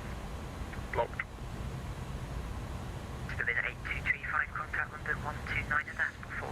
Yeah, Noah says, I noticed I'm flying on VATSIM and looking at the VATS by map, my report altitude is always higher than what I'm showing, even with the correct altimeter setting. I have noticed some similar things. I'm not sure how it works with VATSIM. Piano says, looking forward to your bids on the CRJ. It's much better to hear from someone like you who has actual time in the CRJ real world simulator. Yeah, like I say, I've flown the CRJ 200 simulator only. So that's my extensive experience. But there's, you know, I spent quite a lot of time in it and learned quite a few things. And it's a nice machine, the CRJ. But as I said, such a strange system. Crows Moon, good to see you. Thanks for coming along. I hope you're doing very well. Good to see you again, Crows Moon. So someone was asking if I can zoom up. Lydia says, hey, good evening. Glad to be on board. Good evening to you, Lydia. Seal, there we go. Seal says, in your opinion, is the Beluga worth the price? Also, do you think they'll come out with the A300 or A340? Right, so this is for X-Plane 11, Seal. I, personally, if it's a choice between this or the A300, I would get this, because I like this a lot more as an aeroplane. Just because I think it's so interesting, and it's got the cargo loading features, it's got the modern avionics and this radio panel and everything, and it's cheaper. Now obviously it's not as flexible as the A300, which you can basically use as a long-haul airline or an X-plane, and there's not many long-haul aircraft for X-plane that are of good quality. So it really depends what you want, but I think this is reasonable value. Yeah, I think this is good value. There, I said it. I haven't done a review on this airplane, but for the money, considering you get all those systems, it's got great effects and graphics. They've got good liveries on it, and plus all the animation on the ground. If you just go scroll back in this video, you'll see it loading on cargo. It's hard not to say. It's hard to say anything otherwise. It's a really interesting thing. I don't know if I would say the same about the A300 at this point, because I would say just get this and you'll get the same experience. Yeah, it doesn't go quite as high or fast, and you just can't use it for quite the same things. But anyway, A340 is coming soon from Toliss, of course. Well, not soon, but this year, I believe. Matteo said, ATC put me on a heading to let a fast Ryanair pass, but I'm pretty sure they forgot about me. Currently past Leeds, heading to Amsterdam. Yeah, let them know.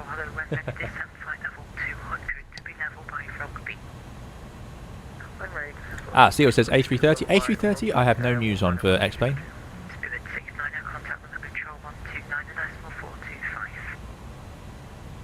Eric makes a good point. You get a discount on the Beluga if you already own the A300s. My issue with the purchasing this aeroplane was quite simply you've got to be careful. The website price doesn't include tax. So I'm in the UK and it didn't include VAT until I got further through the process. Now it does say on the home page in the little asterisk, and it does say at the bottom VAT excluding VAT, but that's very rare. In the UK you almost never see that. And most other add-ons I've bought have not had that same sort of thing. So it's a bit strange because you see the price and you think, oh, that's a good price, and then you go through and then PayPal suddenly has a higher price in it. But I know in some parts of the world that's quite normal. But it's just I'm just not used to it here. And AnyBuilds is a UK registered company, so I was surprised. I was very surprised. Harvey says, I thought the Beluga had 4 engines. Yeah, you'd think so, but because of the fact it's not allowed to go very fast because of its shape, and that it's very light, it actually doesn't need any more power. Yeah, amazing. George, good to see you. George says, good evening. So nice to see the old A310 style cockpit back out of the 80s. Remembers me sitting in the show with the new style glass cockpit in those days. Yeah. I mean, and even this is a fancy, older cockpit. We've got some glass, we've got systems being shown on here, which is, all very clever. In fact, let's run a little systems check, sort of thing we should do, definitely. So here we go, this got translated straight over into the 320 as we know. Not as well laid out though, no way near. Pretty much all of these pages, I prefer the newer version. Also, having separate AC and DC electrics, I think that's maybe more common on long-haul aircraft. Actually, I think some modern long-haul ones do that. You can see the bleed hardly look at that low. Yeah, and we're not even using that pack. That's quite a strange system. Minus 52 outside, nice and cold.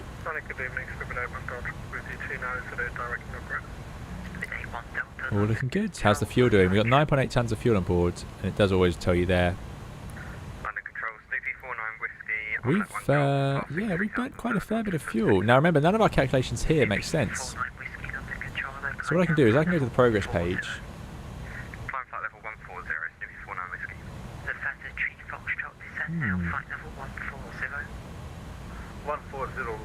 I'm a little surprised how much fuel we burnt. Let's see.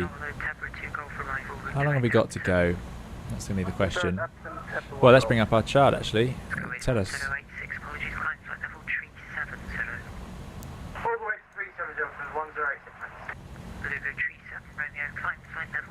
What's our waypoint? So that's Honley. So we find Honley on here. Passing Honley, we should have 9.2. We got 9.6. So we definitely burnt a bit extra, but it's about on plan. We've overburnt by a sort of a ton, because I put over a ton extra on. So I am surprised. But still, that should work out. Possibly the winds aren't quite as expected. We did do a bit of a dogleg there, so we'll have to keep an eye on that. We are getting through the fuel. Yeah, London Control Beluga 358. We're on a heading of 200 after a diversion. Beluga 358, London Control, roger. George says, hey, it was the beginning, it was revolutionary. Says, yeah, no, it's a big change. Don't forget the bigger drag of the Beluga, says Doc Retro. Brings up the fuel consumption. Yeah, so that's why we have to. So I can't rely on this. All I can use this for. So fuel prediction here. This is all pointless. It reckons we'll arrive with 5.4, but it doesn't really know.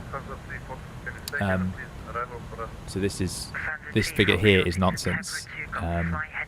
We have to calculate it ourselves. So We're arriving at 17:56 GMT. It's currently 16:52, so we've got an hour of flying. We're burning 3 tons an hour, just over 3 tons. 3 tons an hour on each side. So we're going to burn 6 tons in the next hour in the cruise.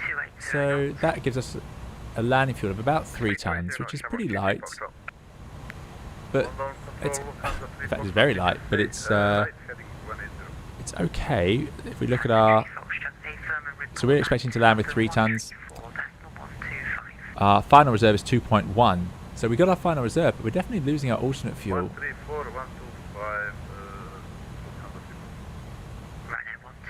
I've definitely got the 608 ST. Very odd.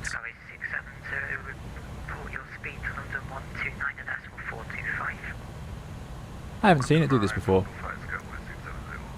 Unless what we might find out is that did I read the fuel right when we started, or did I accidentally press a button and didn't load it on properly? Don't know.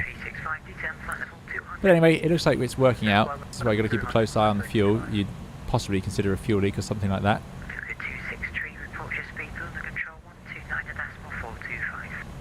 129.425, Beluga 263.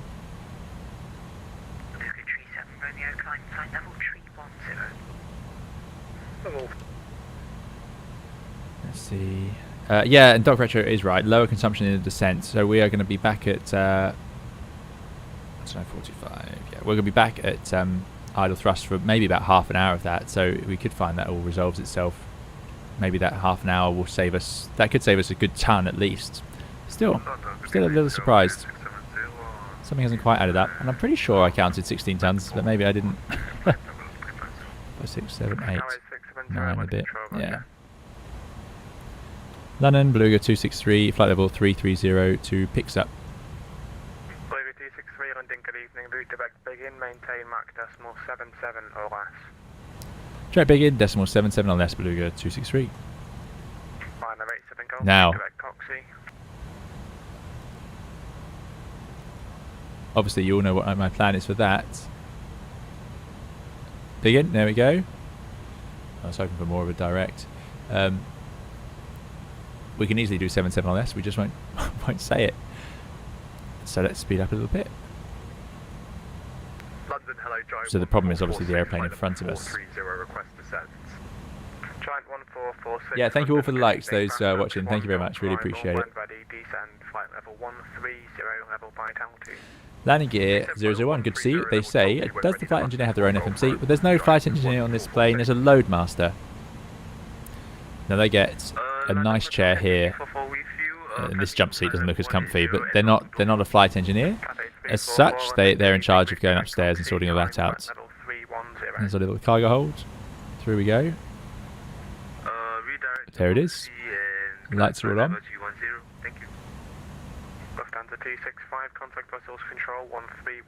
Thank you very much, Jack Jeffer, for your $5.95 donation. Really appreciate it. Jack says, loving the content, been getting back into flight simulators, and your videos have been a great help. Thank you so much, Jack Jeffer. Thank you, really appreciate it. Glad you've been enjoying the videos, and yeah, it's great to hear people getting back into flight sim, and they're enjoying it. So thank you so much. Thank you for your donation. Look at that. This is a 320 fuselage, and it barely, well, it doesn't even get close to the sides. It's incredible. This is such a huge machine. Look at that. This is the airplane we all know and love. I liked the A380 tail because that was so tall. It came right up here when we put it in. But it's amazing how much bigger that is even than the 320 fuselage. These are incredible machines.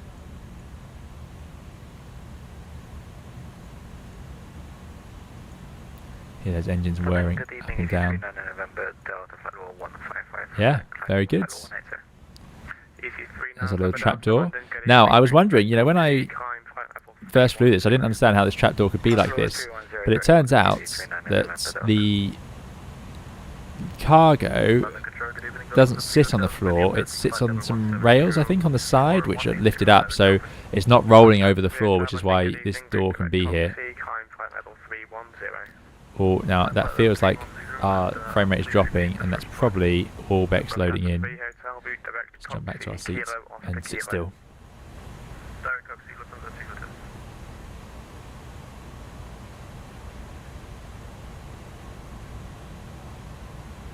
Lauren V says 330 and 40 fuselage and wings is what this was designed for. There you go. Yeah, 320 is no problem at all.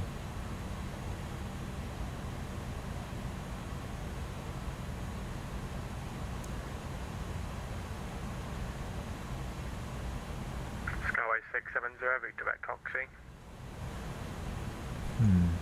Yeah, that fuel thing is very interesting.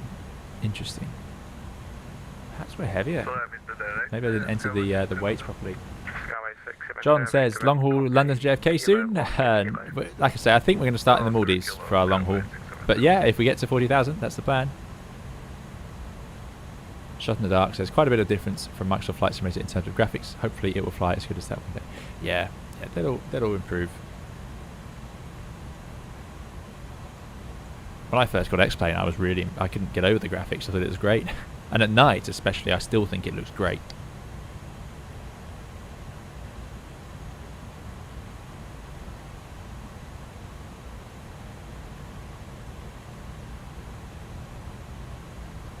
Dave says, anyone recommend PC setup for Microsoft Flight Simulator? Well, one thing I've noticed for Microsoft Flight Simulator, I run it at quite high settings, high to ultra settings, and I run it on 1440p resolution. And I've seen it use well over 20 gigabytes of RAM. So yeah, RAM it easily uses up RAM. Infinite Aviation says, hey to you, thanks for coming along. Contact Brussels control 131.1, goodbye. 131.1. The Imperial Mushroom says, I assume the cargo hold lights will be off during flight as there's no point for them to be on. Direct Coxie, thank you, Beluga 263. Good news.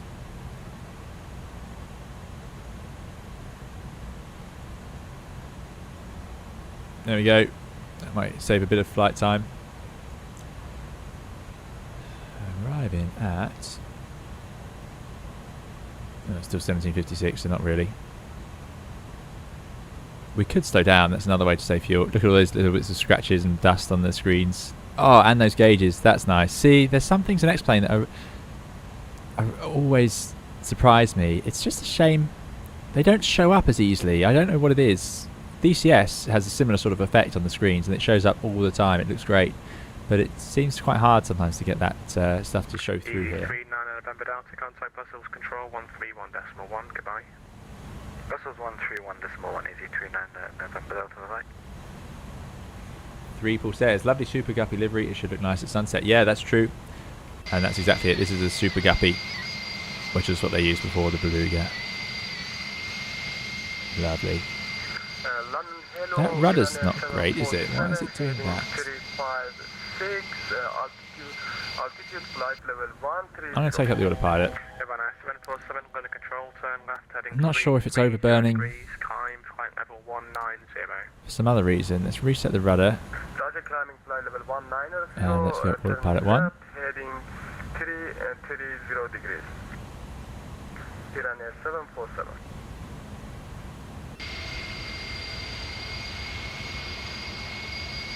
Just trying to make sure we eliminate all possibilities. Last time we used it, we had no trouble. Yeah, that was a bit twitchy. Not sure, not sure.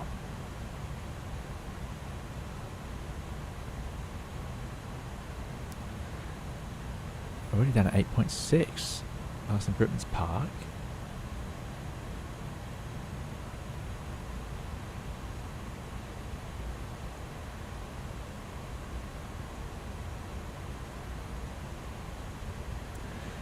Something we can work out is if we stay about right for this,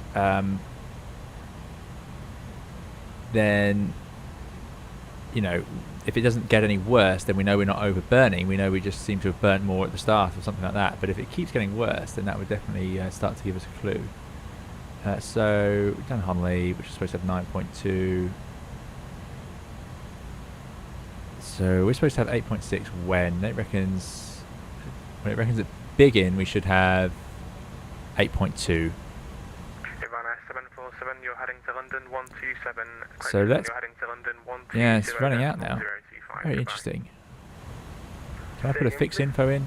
Oh, no. 747. You're heading to London 120.025. Goodbye. 8.4. Roger, Iran Air 747, 120.025, bye-bye. Can we top up the fuel? I don't think we can.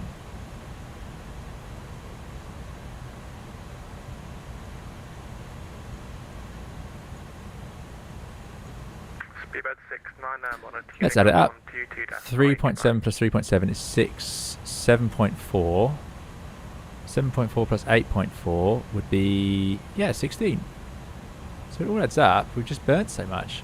Landing control, good evening, sir. This is Lufthansa 333 climbing to actually at level 180 inbound. Charts video coming soon, probably next week at this rate. I can tell how happy you're taking it for a flight, says E-Boss. Yeah, good point. Swiss Pilot says, were you a glider or private pilot before starting your career? No, I was working towards my private pilot's license, but then I moved on to my commercial.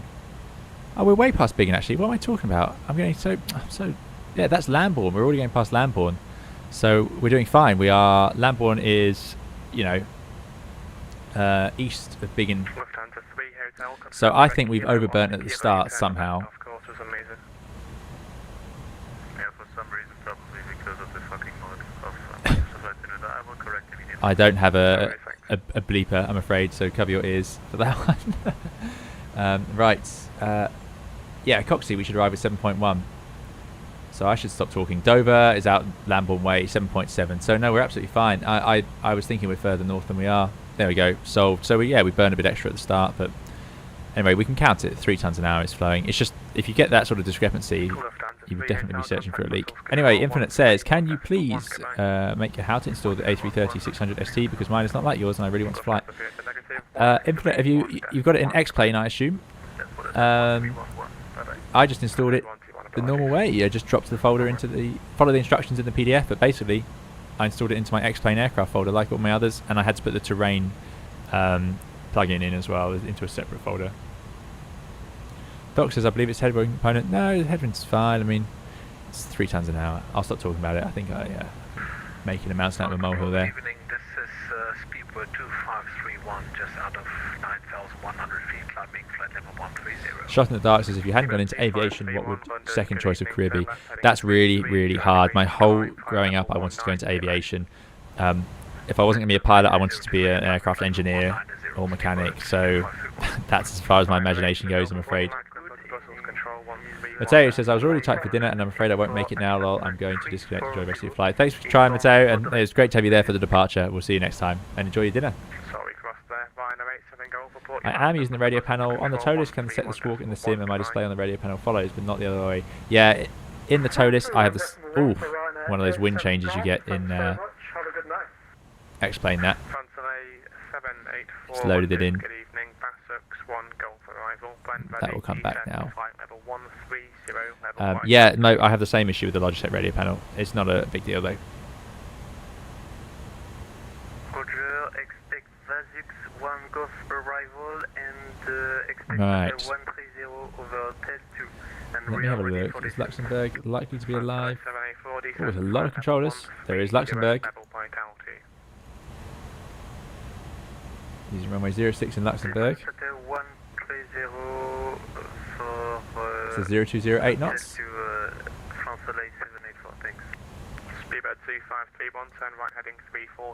That's much better. Much better. Right.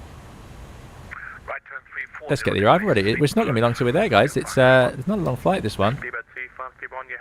There's our descent point. Now that is nonsense, but if we descend there, it would be absolutely fine. It's just that's more for an A300. Anyway, arrival today. Remember.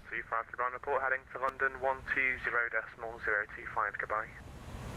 120.025 for Speedbird 2521, thank you. Skyway 670. Who it is then? Remember 3 Mike. It's a Whiskey Lima uniform holding. Speed restriction being radar vectored show reduce speed to 250 when crossing 25 from Luxembourg or below flight level 100. So pretty much standard stuff. I won't get too bogged down. Within 20 miles you're likely to be 250 because you're likely, you know, we need to be 30 miles out from the airport. We need to be 10,000 feet. So somewhere out here we'll probably be reaching 10,000 feet and slowing down anyway. Anyway, there we go. There's Dikirk. I can't pronounce it properly. and they are planning, or they are using runway 06. So, yeah, no, sorry, 06 is the runway I was talking about earlier. Yeah. So I've got the Remember 3 Kilo. That's the mic. Yeah, that's not the right one. That's fine. Kilo. Center, good evening, Swiss 9. Have you been flight level 410? Swiss 9, London Control, Roger, beat the back. That takes us flight 100, rear tax, and then, yeah, we'd be down at 10,000 feet into the hold here if we need it. But from there, expecting radar vectors of some variety.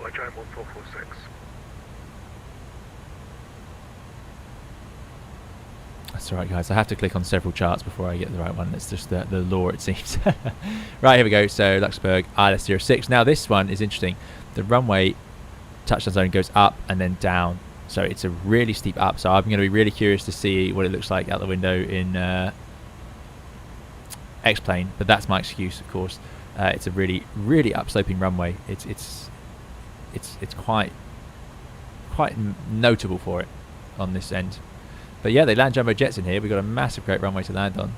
So as you can see, from our hold at Dunkirk, we can go, I'm sure I'm getting that wrong, out. There is a full procedure if we need it. So let's enter it all in. Screens.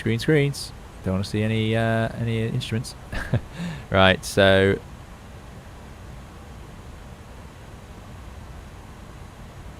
take off and approach. We're going to approach 30-40. These speeds are all nonsense, but I can put in the MDA. MDA 1357.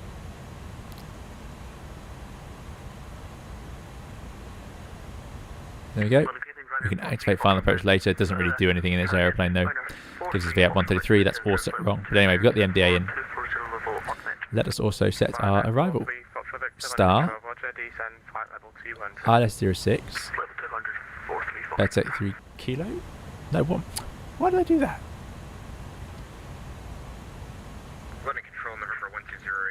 That's a lot of arrivals for a relatively simple airport, but there we go. Remember, via, there's a few different options. It gives us 1, 2. So what I can do is go to plan. Let's go via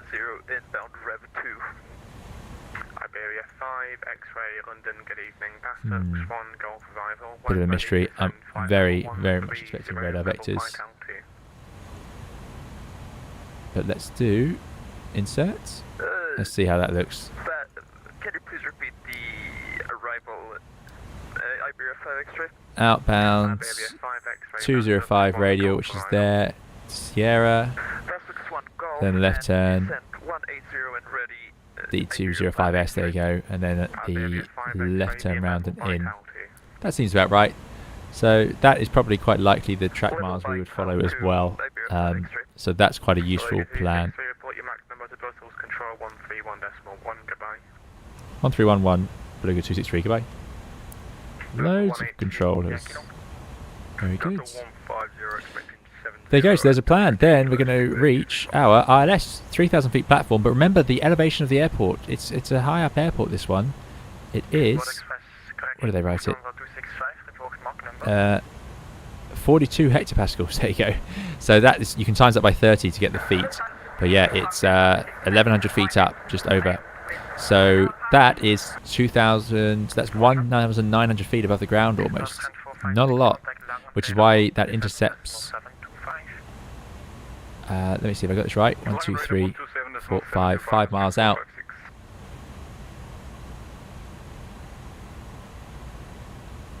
Yeah, it's about 2,000 feet. Yeah, exactly. So 5.8 miles out. So it's pretty late to intercept. So we're going to be geared out. I want the flaps at sort of I don't know what's the equivalent of flap 3. Let's have them at sort of 15 as we start down, and then fully configure straight away because I'll get confused otherwise. We can set our MDA of 200 feet on here, I think, if we choose to. 200 feet there. Good. And we need to set the landing speeds. Let me talk to our traffic control. Brussels, good evening, Beluga 263, flight level 330.68 to, let me just check, we're going to Coxie. Beluga 263, Brussels control, hello, identify. Remba 1 Delta arrival. Direct Remba 1 Delta Beluga 263. Okay, Remba 1 Delta. Everything has to change, of course. FedEx 982 flying heading 100. Heading 100 sector. This isn't the page I expect to see. Oh, there we go. Oh, it's slightly different. In the 320, you can press flight plan. It always takes you to the top. But this one doesn't seem to do that, so that is interesting. Anyway. Quality 557, descent to flight level 80. Let's have a look then. Descending flight level 80, quality 557 heavy. Remember 1 Delta. And inserts. Let's clear out that one. Arrival. Who can guess the difference with the Remba 1 Delta? This is a lot. I don't want to complain. I don't like complaining on stream, but this airport has one runway. Amsterdam has how many? 4, 5, 6, and it has 1 or 2 charts at all the arrivals. It's one of the best pieces of chart formatting I've seen. This is a lot of charts. Now there will be a reason, I'm sure. There always is, but let's find it.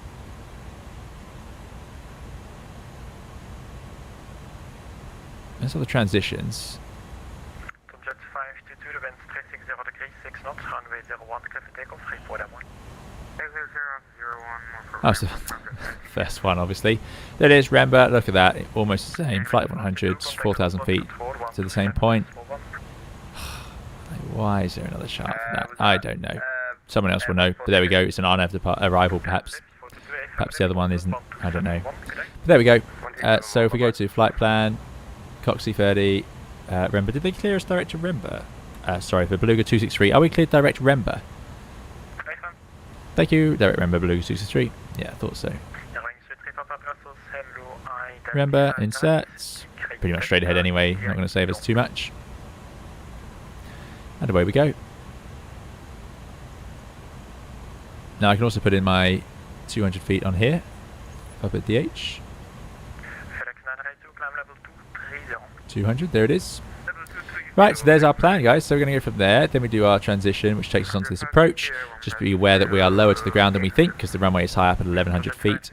Upslope on landing, so I'm just going to make sure I get a proper flare in. That's my excuse for the landing anyway, with that minima set. But it's only 200 feet above the ground. We're going to do a full flat landing for this one, which is absolutely fine. What we need to do is... no, we don't need to do anything. We just zoom over to the piece of paper, and if I could get to it, you can click on landing, and there's our VAP. So I'm going to write that down now. VAP 129, VAP 124. We can start configuring. We need a clean speed is 188, so it's quite slow, because if I go to takeoff approach, it says my clean speed is 206. So yeah, quite a difference today. How are we doing on fuel? 7 tons of fuel.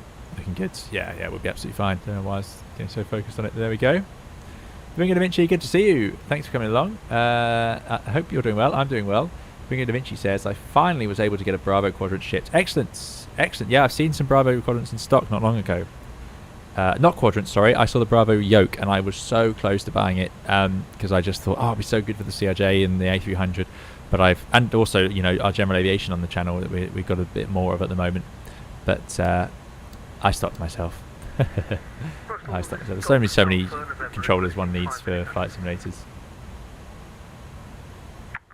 I can confirm, Sam, I am not Captain Joe. Thanks, Doc. Retro, yeah, first one on top.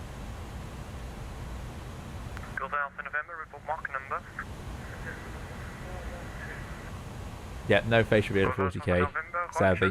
ClayFS says, does anybody know why the Unibuild's 300 ST is cheaper than the A300? Yeah, I don't know. It's more up to date.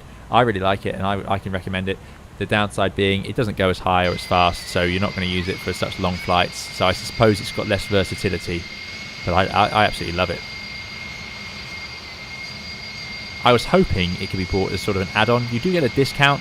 It's quite, if you have the A300 and then you buy this add-on, sorry, it's not nano. If you buy the A300 and then you buy this separately, you get a discount, but it's still quite pricey for the two of them. Whereas I do quite like, well, I do sort of think, you know, I would say just get this, but that's just because I like this airplane. Eric, thank you very much for your 50 knock donation. Really appreciate it, Eric. Thanks for supporting us again. Eric says, challenge, go to external cam and find an angle where the Beluga looks like a normal plane.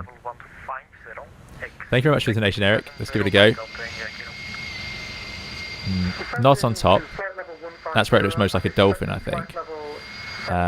Not in front. Almost underneath. Because of that line, it helps separate it in my eyes, so I can almost see an aeroplane there. Can you say it again, please? Is it Mike Alpha Tank Uniform? Definitely not the side. Or any other angle. But that's why I like it. So I'd say the bottom. If we could just paint, if we painted the hump sky blue, you could get away with it from the bottom. Yeah, it's great. It's great. Let's just try the back. We did see Mateo's, but it wasn't the full detail model. Oh, no chance. Absolutely no chance. That's why we're here. That's why we like it. So this pilot says, do we have to support the channel more? Poor pilot can't part here. No, it's simply because I don't think I would get the use out of it, and someone else really will. I also need space on my desk because I use it for editing and everything. So having a full setup yoke, you know, if I was just streaming, I could probably get away with it because I could write above it. But I sit at my desk for a lot of the time, and I'd have to constantly move it out of the way and so on. And yeah, but I would like to. I'd like to try one. If I tried one and it was the most amazing yoke ever, then that could change it. And the throttle quadrant looks great as well, but that's even harder to get. So yeah, well done. Beluga 263, we do not. I think it was 7.7 or less. Roger. Yeah, I think that was the last one we had. Because I proudly said we couldn't do it better more than that. Local control, good evening. FedEx 050, flight level 277, climb 290, on code 085. FedEx 055, Bristol, Sedo identified. Ryan Lee, yep, I have tried the CRJ video coming online after this stream. The video will go live. I'll put it up. And the current plan, little teaser for you guys, is to stream the CRJ tomorrow afternoon or evening. But I haven't set that up yet. Video going live very soon. 12725, thank you. About 8235, contact approach 120.875. Jonathan says, how are the A320 FMS functions in Microsoft Flight Simulator compared with the real one? Is it fully functional? No, it's not fully functional. The fly-by-wire team are doing a great job, but it's just not. There were so many things that Sobo didn't put in. There's a lot of work to go. Yeah, but they're adding them all the time. Christian says, how do you feel about ATC across the world in Europe? Any preferred places to fly? Favourite things controllers do for you? Oh, there's loads. I mean, all controllers are great. Obviously, they do an incredibly skilled job, and they're very professional. But some people have bad days, and some people have good days. But I don't know if I could. Some good things. I like the way Amsterdam controllers talk to you. They're very nice, and Amsterdam also they can give you one instruction and it covers so many things because it's such a well laid out airport and charts. So I do like Amsterdam.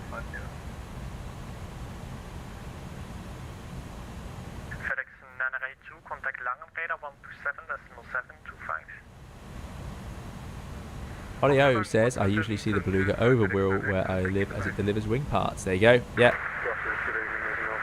Yep, CRJ very soon.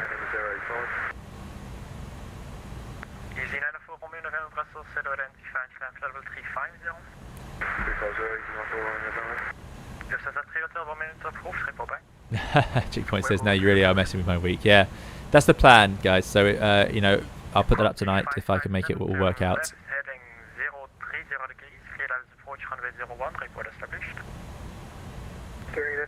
You're welcome, Christian. Doc says, I'm very confused about the permanent movement of the auto throttle. It's just struggling with the wind changes, but yeah, this is like the you know, more what we're used to with aeroplanes moving thrust levers, and I sometimes wish the Airbus 320 did this as well. It just allows you to see what's going on, but also move it yourself. It gives you prior warning of big wind changes and so on, whereas in the 320 we just have to scan. I mean, it's just another scan, but it's nice to have the thrust sort of ready. But you know, it's fine. It's been around for a long time now. Copper King, thank you for your £10 donation. Really appreciate it, Copper King. Thank you so much. Very generous. Copper King says, when do you activate approach phase in Airbus FMS, and what does it actually do other than change the speed parameters on flap deployment? Love the channel and wish you lots of success. By Dogecoin. Right, Copper King. Thank you for your £10 donation. Really appreciate it. The answer to that is that's all it does. It tells the aeroplane in managed speed to slow down, and as the flaps come out, it will slow down to your V approach. If you don't activate the approach phase, let's say you do it in selected speed and you slow all the way down and then you press manage speed just as you're about to land because you want to use final at manage speed. If you haven't activated the approach phase, that won't work. Activating the approach phase also brings up, if you're doing a non-precision approach, the lateral deviation on modern aircraft and vertical deviation scales for your non-precision or your RNAV approaches. So it activates that if you're doing it, if you're not doing an RLS. It doesn't do a whole lot else really, no, but that's pretty much it. Yeah, as far as I'm aware. There could be some things in the background it helps with, I don't know, but you know, with the Airbus it's very complex. It maybe it also fiddles with pressurization and all sorts. I don't know that much detail on it, but yeah, for us that's what it means. Right, today on final approach I need to remember to press Toga to have this ready to go as the thrust limit. Brianna says, if you like EHAM so much, you should visit so we can buy you that pizza. Yeah. Well, I can't wait till we can travel again, definitely. Air New Zealand on frequency, said Lauren V, and sounds like they're actually doing a long haul. Well, there was a Qantas as well earlier from Edinburgh, so yeah, there could be a few. Toga says, I prefer the 320 cockpit, however, this is a nice change of scenery. Yeah, that's why I wanted to fly it again. You know, it's... I think this could, like I say, make it into our stable roster of aeroplanes along with the 7.5. It's just too much fun. And there's some fun new cargo has been added on the Inibirds forum. Yeah, there we go. There's a little porthole. So prepare to be. Oh, look at that! Zoom to that window.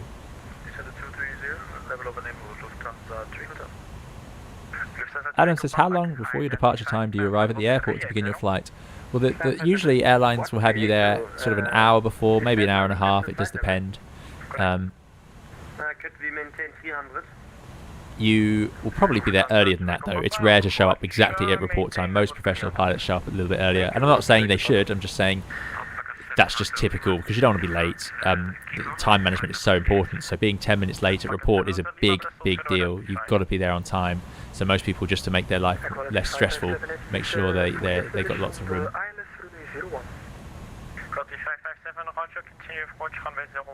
Qantas was just a 320 go to Cali. Oh, that's a shame.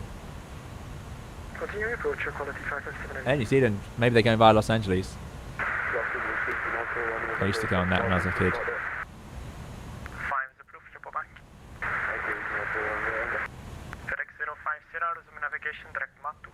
There was a DHL livery for this aeroplane. I so nearly did that, but this one was too appealing, so I didn't want to. I wanted people to enjoy the Beluga a bit before I burn it into everyone's minds with a bright yellow DHL livery.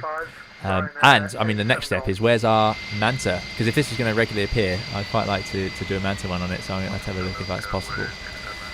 See what colours we could think up. Can we have 10 minutes, please, outside the cockpit? Handoff is in 9 minutes. Alright, we'll be here in 9 minutes. Roger, report back.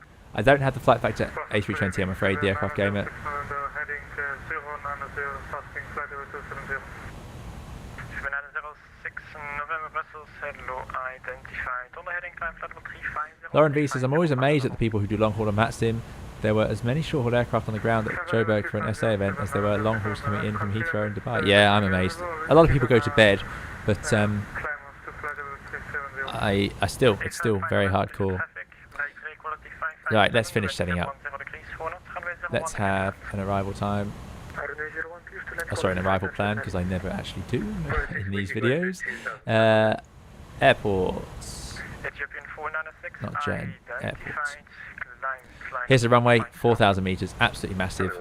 Which reminds me, don't need to stand on the brakes because the cargo terminal's down here. So we're going to go for low water brake.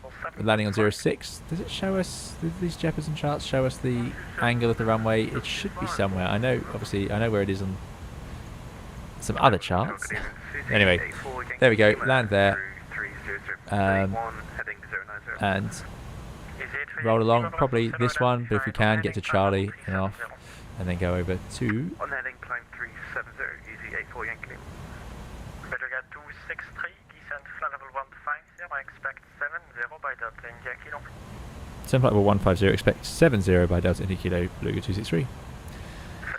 You can see he's setting us up for a more standard descent profile. Let's go down to 150. 150, and I'm going to do a vertical speed.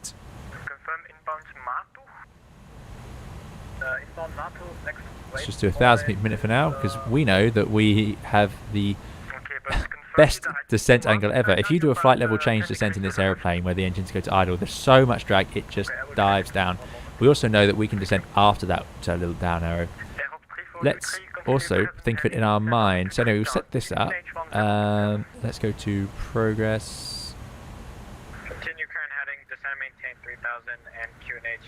Next page, is there a next page? QNH 1027. 128 miles, there you go, there's our distance. 128 miles, that's what I was looking for. Yeah, I was thinking more is normally on this page. 127 to destination. So we need 90, we need about 100 miles. But actually we could probably do it in less, so we got loads of room. But he did say expect 70 at Delta India Kilo, so let's not mess around. Flight plan. That's because we're on the next page. It thinks we'll be there, so... Oh, in fact, I don't even know why I'm doing that. That's nonsense. I've got to think of that myself. Ignore that. So it shows us above profile, but I know we're not. Let's get rid of the terrain display, just so I can see what's going on. There's Delta India Kilo. 80 miles away. Yeah. Let's not push it, but 3 degrees is easily achievable in this. So I'm going to have to lose 23,000 feet. So I need 60 miles. So 60 miles from Delta India Kilo, that's what I'm going to descend fully. Please do remind me, guys, I always do this and then in these streams, because I end up chatting now while I wait for that moment and then end up missing it. There's a DME. Tuning, presumably that is... What is tuned actually? Let's have a look. In fact, no, that's not done there. We've got our fancy radio panel. Oh yeah, we need to tune the RNS. That's, I knew there was something very important. Does it tune it itself? Now it's a fancy one. 199.058. Yes, sir. 199.058. Thank you very much. Maintain on flight 310, speed 561. Oh, clear 058. There we go. So you still have to tune it. It's just a little more modern looking system. There you go. The ILS is tuned up for us. Direct to Delta India Kilo, Beluga 263. There we go. Thank you very much, Copper King, for your £5 donation. Really appreciate it. Thank you. Very kind. Let me just set this up. There it is. Delta India Kilo and insert. Off to the right we go. Thank you for your £5 donation. Really appreciate it. Copper King says, last question. Do you wear aviators whilst walking through the terminal to set up the aircraft or winking at the perfume ladies or duty free on your way? No. No. Not allowed to wear aviators inside. That's too much for people to withstand, definitely. And I could, if you tried that, I can hear people's eyes rolling as I walk past, I'm sure. So no. But good question, and thank you very much for your £5 donation. Really appreciate it. Yeah, it's not like Catch Me If You Can. Most pilots, I think I've said this before, if you see a pilot in the terminal, there's more than 50% chance they're carrying a cup of coffee, and that's why they're walking through the terminal. It's nearly always coffee related.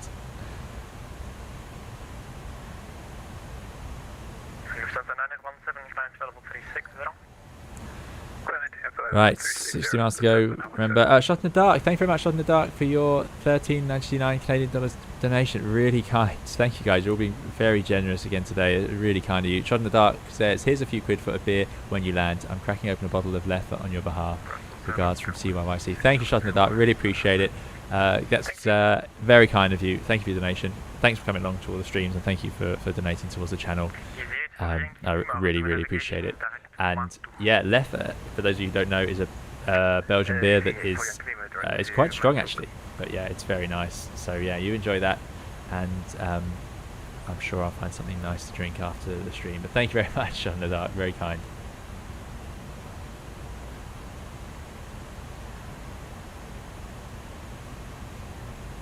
Oh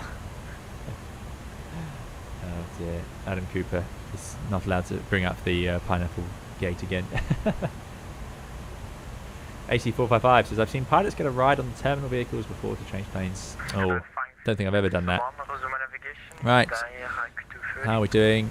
Coming up to 60 miles to go, 66 miles to go. But now I only need to lose 20,000 feet. So yeah, we're doing absolutely fine. No issues here with drag.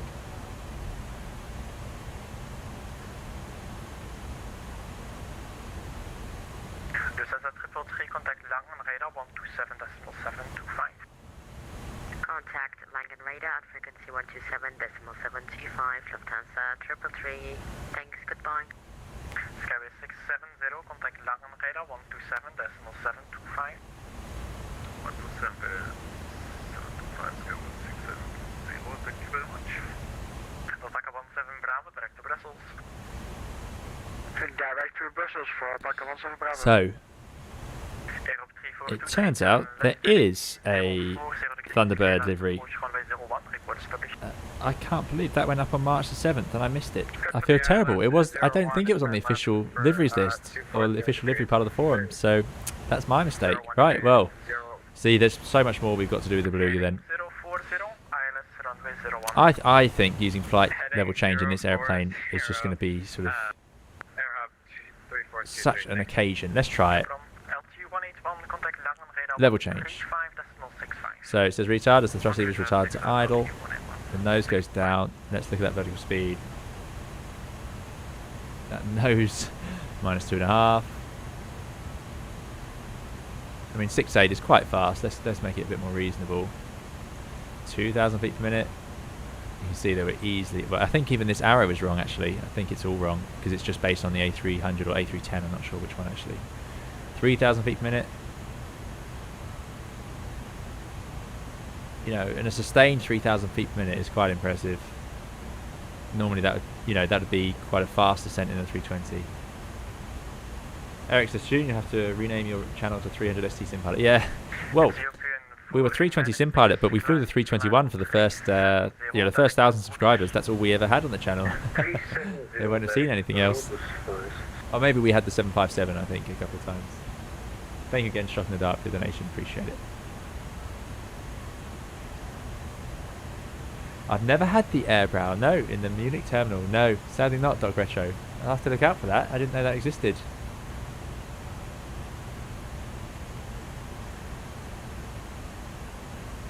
No, I don't fly in flight sim while drunk, Kyle, no. Jonathan said, for your recurrent study, would you use Flight Simulator 2020 or X-Plane? No, well, the Toliss in X-Plane is the best Airbus I have, and just to keep me in the thinking of things and flows and where switches are, that's quite good for that. But in terms of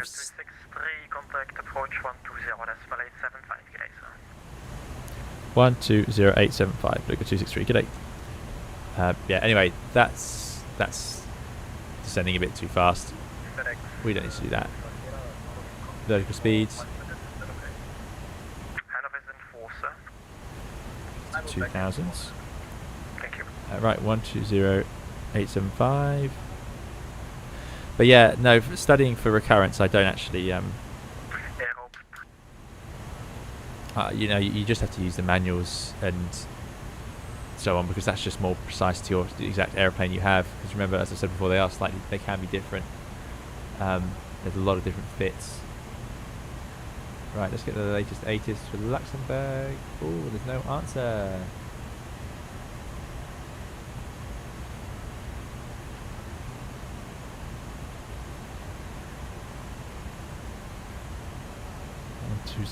Okay, well, we're on Luxembourg. Let's just let's see what was the last ATIS I had. Let's scroll up.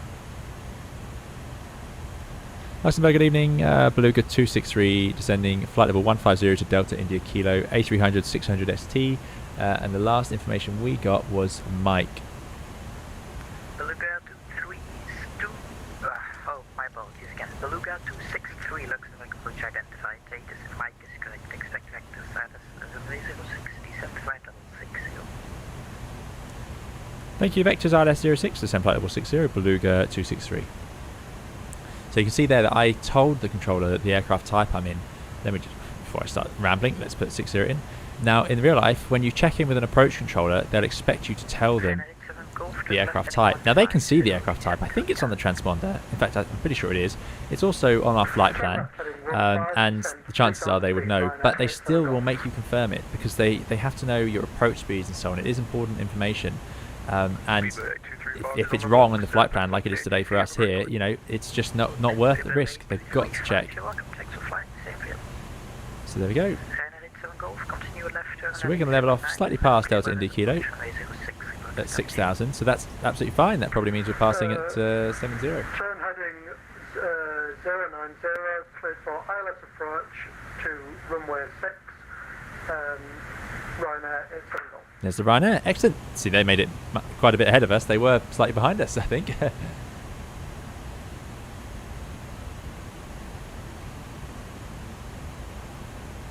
The ND looks a bit like a Boeing ND, because this is before Airbus sort of came up with their own design language, I suppose. Checkpoint says, I suggest your promised PA on the Beluga as well. Not a whole lot to say. Yeah.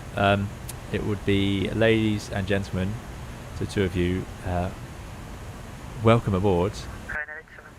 And we are landing now. There's no food, there's nothing to drink, and you don't have any windows. What else did you say, sorry? Ah, it's great. Still clear for This the is ILS great. approach. Ryan, It's funny that it's been missing from flight sims for so long. I've never seen it done before. Thanks for your subscription, Diego.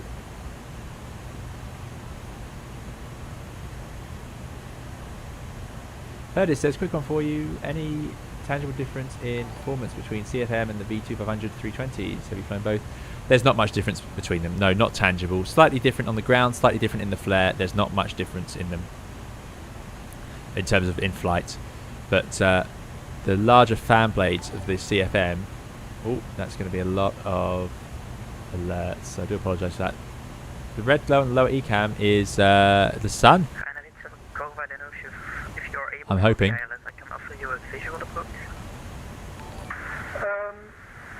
would it be... Yeah, sorry Should guys. I go to Fred, Bravo, Romeo, Echo, Let's go Delta, to the and left. start the ILS from there? There you go, Ryanair's working their way through. So do remind me, guys, thank you all for your subscriptions. I'm sorry, I just can't have the alert box do it all at once. But thank you to Jan, Raphael, to Diamonds, to Clifford, to Sean, to Mohammed. Thank you all for joining in and subscribing. I hope you enjoy the video. Too fast at the moment. Let's find, not map light, floodlight, there we go. Right. Left heading 330, I think. Approach. That was the issue last time. You did say 330, but I accidentally changed it to 0. So it's going to be signs where there aren't any. Briefing confirmed. ECAM status checked. Altimeters we need to set. Well, I gave you 030 last time, so... Let's just check. Oh, okay, sorry. Going to write it down. So the last QNH on mic was 1024. Let's have that ready. I've changed page on my notes. That's why I've got to rewrite this. Approach 129 is our VAP. Ryanair 7 Golf. Should I... Right, fly sending down to 10,000 feet X-ray now. Let's just get the lights on 061 and whilst we're begin here. ILS from there? Ryanair 7 Golf, well, you can expect vector, so I'll give you a turn in about a minute. Fantastic. Apologies, Ryanair 7 Golf. It's going to be pretty gloomy when we get down to the airport, but there we go. I do like X-Plane at dusk. I think it looks absolutely amazing. There's 10,000 feet. We're still going to a flight level. He did say flight level 60. I'm going to select ILS on there, and now our ILS is coming up, which is great news.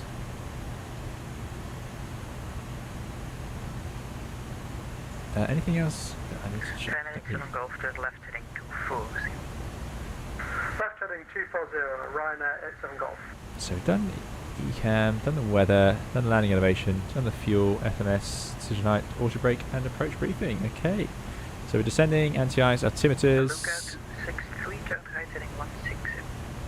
Riding 160, Beluga 263. Okay. Oh, we're a bit fast as we go through 10,000 feet. Let's go to... So I'm going to click that, so it's pointing ahead, heading select.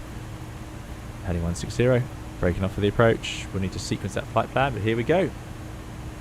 Ryanair is... yeah, Ryanair's doing all right. I think they're working through it, which is great. Speed limit exceeded, yes, not too worried. The controller hasn't told us off yet. And now, of course, I'm in vertical speeds. 250 knots, Beluga 263. Yeah. Well, that was well deserved on our part. But yeah, as I was saying, in vertical speed, I'm going to have to actually reduce it to get the speed back. It won't do it otherwise, unless we were using a lot of thrust to stay where we were.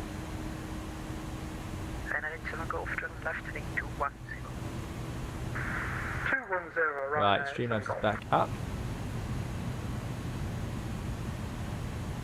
250 knots. Let's keep an eye on our distance to go. I'm not sure. Yeah, okay, that should work out. Okay, good stuff. Landing lights extended, Tatin freak icing, but we've actually managed to skip the clouds quite nicely. So that's all looking good. Yeah, we've done our auto brakes. Must remember toga thrust limit when we get down onto the approach, so we have toga thrust if we need it. And landing page, VAP is now 128, that's fine. So we're going to have to select that speed when it comes to it. Beluga 263, turn right heading 210. Riding 210, Beluga 263. 210, there it is. Lucas says, just got off work and made the stream, never miss one if I can, have to catch the takeoff afterwards. Thanks, Lucas, thanks for coming along. Lawrence Strand said, thanks for the TCA setup video, it was useful for me too. That's great to hear. I haven't done much. 63, continue descent altitude 4,000 feet, QNH 1025. Send 4,000 feet, QNH 1025, Beluga 263. 1025, set that. Right, 1025 is set, it's set, it's set. That is going to be down to 4,000 feet. Now we know we are being radar vectored and the terrain is, 4,000 feet on this leg is acceptable. I know we're slightly off it, but that seems reasonable. There's our DME up here. 11.8, yep, that's all working. So we can let's am I expecting to do 500 feet per minute. go onto the ILS approach soon, so I know to reduce my speed. Golf, affirmative. Expect yeah. Interceptor localized. What was I saying? What was I saying? Interceptor localized in 1 minute. That's very much Ryanair 87 Golf. Ryanair 87 Golf, I have a new heading for you. Turn left heading 09. Yeah, sorry, Lawrence Stant said thanks for the TCA setup video. So I'm really pleased that video was useful because I'm not very good at technical videos, and in terms of technical flight simulator help, it's not my, I'm not particularly experienced at it. I've learned a lot from you guys over the last year. So when I make a video like that that's describing how to set something up, I often see all the comments and it's all people who it isn't working for. So it's great to hear that for some people it did work. I said, thanks for that. It reassures me. The cat has been in Doc Retro, but she's left for now. Yeah, she's not sitting on my lap ready to ruin or give me an excuse. 220 knots, Beluga 263. So the magic of this airplane is we are just free to just do whatever speed we want, because it will just slow down in an instant. It's amazing, especially on final approach or in any configuration really, all that drag. The cat is quiet today. Are they not a fan of the Beluga? No, they did pop in, but yeah, they didn't stay for long.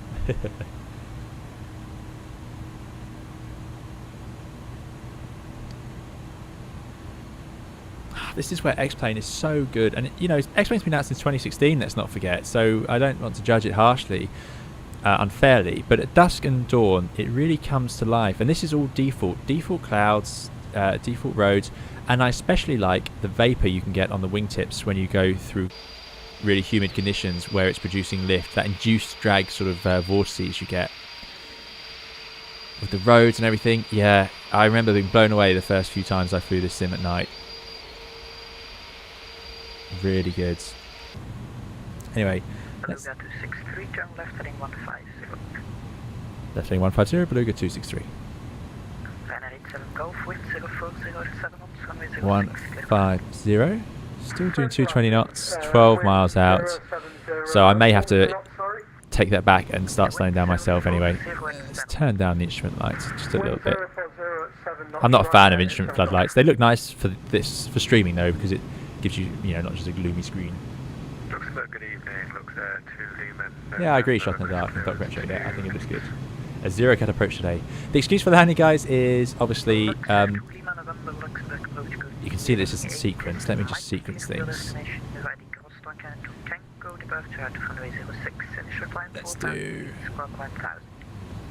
Can I direct to the intercept point? I'm curious. Yeah, it seems to work. Yeah, so excuses for today revolve around the fact that the runway has a significant upslope and I'm landing at night and it's a Beluga. So plenty of excuses there. Right, now remember 4,000 feet is only 3,000 feet above the ground, so I'm going to start coming back on the speed myself. You'll see that the green dot speed is 205.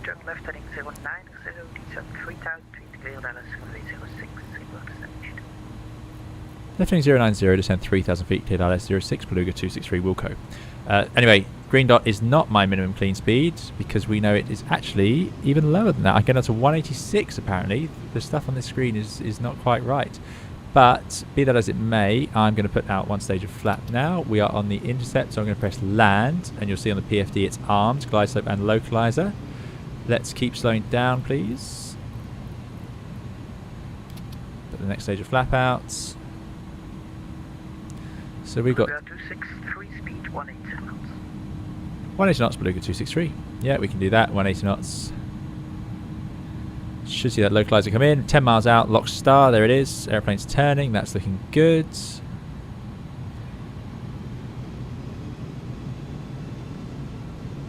Don't bump the landing like it did takeoff.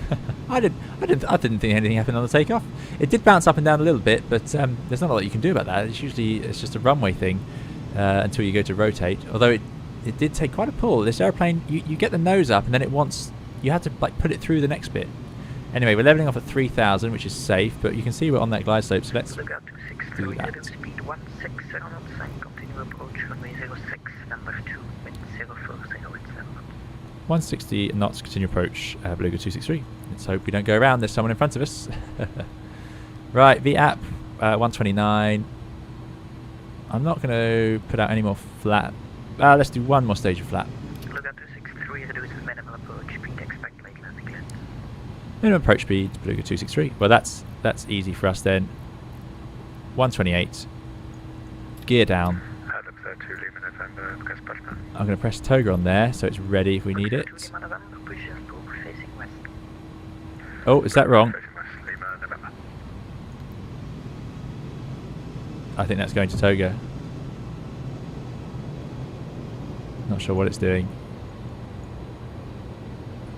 Should be, let's say speed actually. No, it says speed. Let's give it some faith. Let's put full flap out. Maybe it's trying to keep the F speed. Anyway. So we're on the glide slope now. It takes a lot of thrust on approach, this airplane, as you would expect. Going altitude, it's 4,000 feet. Climbing to 3,000 feet to ELU NDB.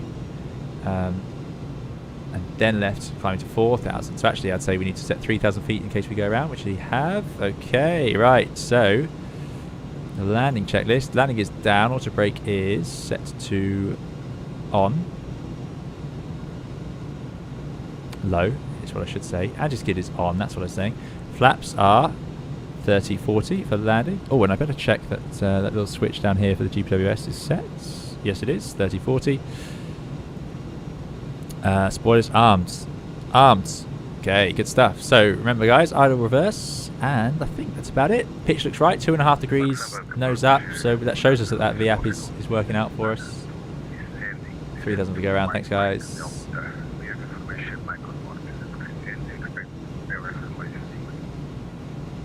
Oh, there we go, my airway was the Qantas going to Gatwick, excellent. Yeah, we were talking about that earlier. Right, 60% thrust, yeah, so that's quite high. Obviously all that drag. There she is, what a beauty. So the good news is we have a very low VAP because we're so light. So even though we have all that extra thrust on, we're still flying slowly because we've got a lot of drag out there. But we also get quite a lot of lift as it seems. So that's good news really. Ryanair 87 Golf has departed runway 06. Aviation Adam is thinking of buying it, excellent. Good land 06 Beluga 263. Now, I've got to say, that doesn't look like I was expecting. I did fly to Luxembourg to test this or just have a look at it, but I looked at the other runway. The real runway has more of it. Even from here, you can see the upslope. It's really noticeable. It seems to be slightly more subdued here, but anyway, I'm still going to use it as an excuse, don't you worry. That is the excuse. Right, so I've got to remember a few things for landing this aeroplane. It does float a little bit if you're not careful. And the thrust idles on its own, so I don't need to disengage the auto thrust, but when I take out the autopilot it does have a pitch power couple, so I have to be careful not to overreact on the trim. Right, autopilot off. Press that twice. Now you can see the nose comes up, so I have to push the nose down. Not too much, trying to balance it because it's added some thrust. There's 300. That's the ramp up of the terrain beneath us because it's sitting on sort of a hill, so you go suddenly from 400 to 100 to nothing. Keep it coming down.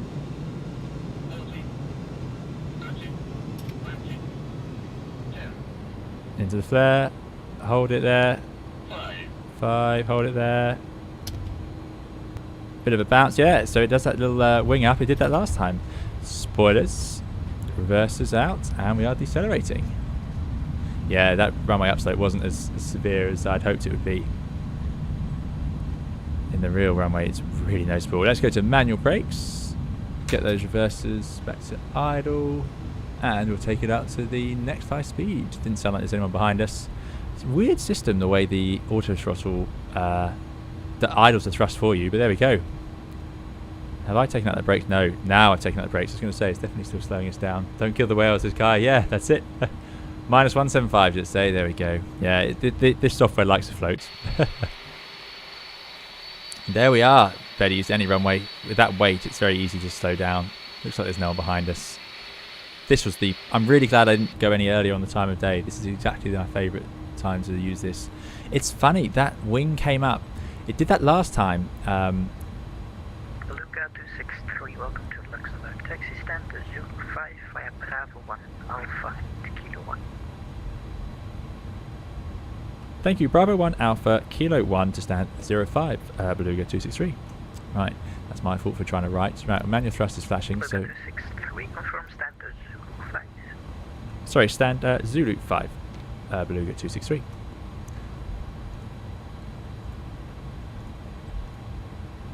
Right, let's get off the runway. So Bravo 1 along here, Kilo, it's over here to Zulu 5, Kilo 1, sorry. So a bit as we expected, so we're going to do a right turn shortly. Right, let's get those strobe lights on, landing lights off, APU master on, APU start, and we'll get the flaps up. Just squeeze on the brakes. And thank you guys for coming along. I hope you enjoyed the stream. What we're going to do is we'll just taxi in and park up, of course, and then we will then we'll go and have our replay. Oh yeah, we can disarm the speed brakes. There we go. Got that signed to an axis. Now I haven't got my runway turn offs. I didn't turn those on. There we go. Or my taxi. I should have come out with the gear. That explains it. Evening is a great time to fly X-Plane 11. Nice flight, says E-Boss. Yeah, excellent. Yeah, no, I agree. It looks absolutely amazing. Glad we left it here. Shot on Dark was close to 150. Yeah, there you go. We'll go and see the replay. What we're going to do this time is Do you guys want to see me unload the cargo or not? Because I'm thinking what we'll do is... I'm thinking we will go and do the replay. Because last time, the replay didn't quite work out when we did it. Because you have to close the door again, so it does take a bit of time. So what do you guys want me to do? It's all up to you. We're also... I don't have any chart... Oh, there it is. So we're going for Zulu 5. Perfect. So that's on the left. That keeps the front of the airplane clear. Doc Retro says, have to leave now. Wishing you all a happy St. Patrick's Day. Thanks, Doc Retro. Thanks for coming along. Yes, the spam and squid. Hella Van der Veen likes the stream. Thanks, Hella. Hella. As long as I can get out of the fuselage. Unload the cargo. Right, we're here to simulate. Let's simulate. I agree. We can do that. And we'll still get the replay. Don't worry, guys. So, thank you all for watching the stream. And to those of you who are leaving now, thanks for coming along. Do please hit the like button on the way out. It makes a big difference. In fact, there's more likes than viewers at the moment, so that's great news for us. We need to go in the next kilo. And then we're going to join our stand and unload our Airbus fuselage at night. It'll be quite interesting to see the cargo bay at night as well, actually. Let's get rid of those flight directors. They're not much use to us now. So the CRJ video, guys, the video is about to go live as soon as this stream ends. That will be up on the channel. And the next stream will be organised for tomorrow is the current plan. So I will put that in the Discord. So do please join the Discord. Chickpoint says I have enough time to wait for a door and watch the CRJ video. There you go. Chickpoint is it's going to really dose up on the 320 Sim Pilot channel. Ed Haslam says great stream. Thanks Ed for coming along. We appreciate it. And Doc Retro, you're welcome. Dougal, glad you enjoyed it. Thanks for coming along. I really enjoyed it. I absolutely love this one, and it's been a pleasure to chat with all you guys today. And this airplane really works for me. Zulu 5 first left. There it is. Oh, the lighting effects are also excellent. I feel like that glow is possibly related. I'm not sure. We'll find out. Is it a taxi light? Oh, it's the landing lights, isn't it? And these are the taxi lights and turn-off lights on the nose gear. No one waiting for us, but there we go. Isaac, you're welcome. Crows Moon, you're welcome as well. Thanks for coming along. And Eric, enjoy your evening, guys. Yeah, not everyone's going to have time to watch the the unloading process, but we are going to do it. People want to simulate. I've got time. Is that the centre line? Oh, not bad. That was lucky. I was really guessing there. All our colleagues parked up over at the passenger terminal. Most have disconnected now. So let's get our tail over the white line. Or over the red line in this case. There we go. Let's bring it to a halt here. Let's set the parking brake. APU is definitely available. Let's shut it down. So we landed with 3 and a bit tons. Yeah, so that's, you know, something in our planning today did not quite work out. We didn't lose any extra fuel. We expected to land, I said 3 tons. So that's a sign that, you know, we didn't have a leak or anything. We just burnt extra at the start. Because we were expecting to arrive with 1, 2.5, 3 and a bit. So we couldn't have diverted. Yeah, it's a really interesting one. I wonder what happened. We should have had a ton extra. I'll have to look back and check I definitely put on the right amount in the first place. But there we go anyway. Or maybe this is for the wrong weight of aeroplane. Right. Time then for the ground ops. Ground services. Let's get the chocks in. Let's get the external power in. Let's get the loader. Request loader. Doing it Da Vinci. The Beluga is your spirit animal. There we go. Yes. Steel Mush says hello there. Hope you're well. Thanks for the stream. You're very welcome. Thank you very much for coming along to say so. Thanks, Max. Thanks, Paddy. Good to see you, Paddy. I hope you've been doing well. Quiet because I've been working away down the livery mines. So really enjoyed the stream. Paddy, your livery progress is incredible, and you are in the lead when it comes to the CRJ liveries and everything, it seems. So yeah, I look forward to see some of the CRJ work you do as well as the others. But thanks for coming along, Paddy. Good to see you here. Noah says you can now push and hold the button and get the camera view from outside the cockpit door on the ECAM screen.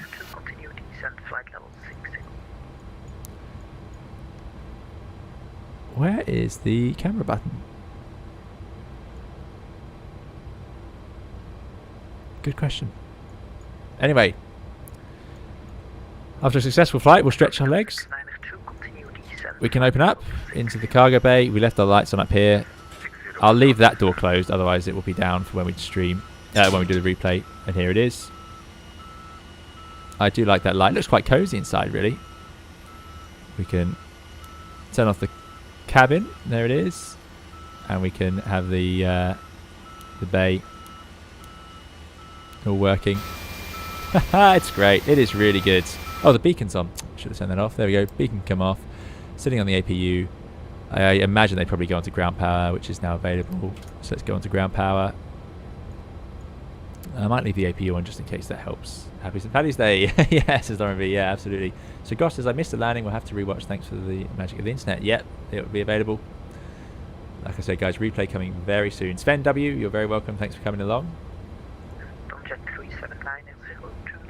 So let's get the cargo off, which doesn't take too long, actually. We've done it before, last time we flew this. That will come out, and then we can close the door, go and see the replay.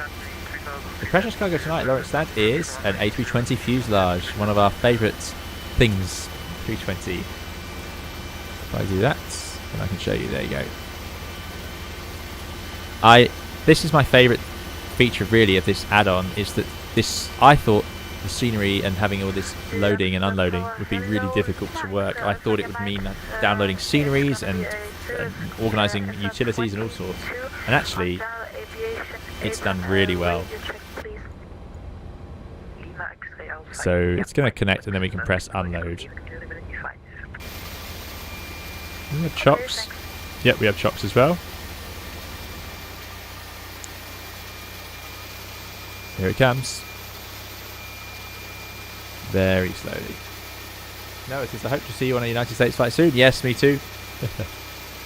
It might be long since TSK. Yeah, it can take a while. It can take a while. Thanks for coming, TSK. Mind your head before you get decapitated by the cargo. Yeah, that is true. Luckily, it doesn't actually do it until we demand it. Can't think of much else to talk about now in this flight deck. We're getting used to it, I think. I should have... A few things I should have mentioned, I think, on the approach. And yeah, we should have come back to that fuel, but really interesting. I'll have to go back and watch. Maybe I didn't add this up right properly, or I didn't press the load button properly. You can change over the pressurization system. They've simulated that, which is great. And it all just works. Yeah, it's really good.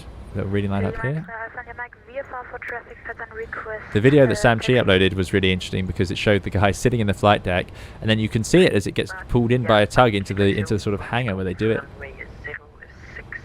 Dave N says those extra working features are really cool. Yeah, I agree. I really like them.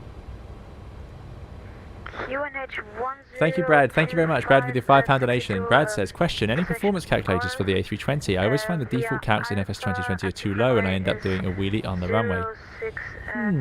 I must admit, in FS 2020, if you're using the A32NX and you use the button method of, you know, where you can select it here, you press it and it does it for you. I've never had any trouble with that. I think those speeds are pretty representative. The NEO has slightly lower speeds than the older aircraft because of its design. Here we go then, unload. But thank you very much for your £5 donation, Brad. And yeah, I don't know. You'll have to join the Discord. I'm afraid I don't know any calculators off the top of my head, which I'm about to lose under this. Oh wow, that's a bit slow. Come on. But yeah, I don't know any off the top of my head. I use the ones that they give us in the sim, really. Oh, this is quite a wide one. The tail wasn't quite as intimidating. So sorry, Brad, but thank you very much for £5 donation. Really appreciate it. Kai says thank you for the stream. Entertaining and fun video to watch. Thanks. Good night. Good night to you. Thanks for coming. So here's our whale regurgitating its dinner. So tiny, that fuselage. So tiny.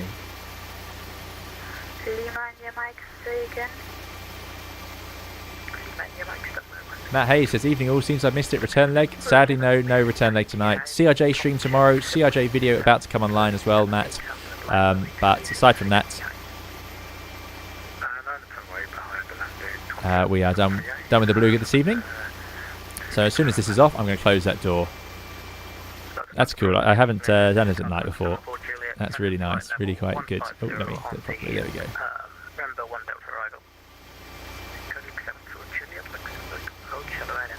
Nah, that's the best angle. filter feeding, says Toga, yeah. Lawrence says, I'm guessing in real life the load unload happens after before any pilots are on the cockpit, so no fast turnarounds, or do they? No, they do. In the video that Sam Chi showed, they, as far as I'm aware, well, he said they did a 1 hour 20 or 30 minute turnaround. Now, whether the pilots swapped over or not, I just don't know, but it seemed to be no problem. So in a second we'll be able to remove the loader, and away it goes. Anyway, I think that counts, so let's do reset. And it will close that door. So I've just got to keep talking on the podcast whilst that door closes. So we can go and do our replay. Because the replay does work as long as the doors are in the right place. But there we go. Successful mission. Fuselage delivered. Oh, I didn't turn the nose lights off. But I think it's quite handy having them on, actually. Looks like it says checkpoint, yeah. Brianni says, thanks for another great stream. You're welcome, Brianni. Thanks for coming along. Nice to have you in the background while I was busy. I hope things are going well with you, Brianni. Yeah, very busy time. Good to see you back. Sky173, you're very welcome. The chart video will be coming soon. I do apologise for that mess, but it will be coming back soon. What are Luxembourg going to do? Well, I don't know. Probably a similar thing to East Midlands on our British Airways A380 tail. Not a lot. TSK, thanks for coming. See you later. Nearly there, guys. Nearly there, and we can get the replay done. Luxembourg's been busy tonight. It's great. I'm going to disconnect from Luxembourg. Bye-bye, TSK. Thanks for coming. And yeah, I think the approach was sort of as we expected, and as ever, the plane just slows down so easily. It's great. You'll notice when this is closed, it will show us the three different. I think it shows us the 3 different lock points. It's quite an interesting sort of page, but it is cabin controlled. The cabin upstairs, even though it's not pressurized, there is a temperature controlled, cabin controlled. This is a sign I've been talking too much. So let's wait till we get the green lights, and then we're going to do the replay.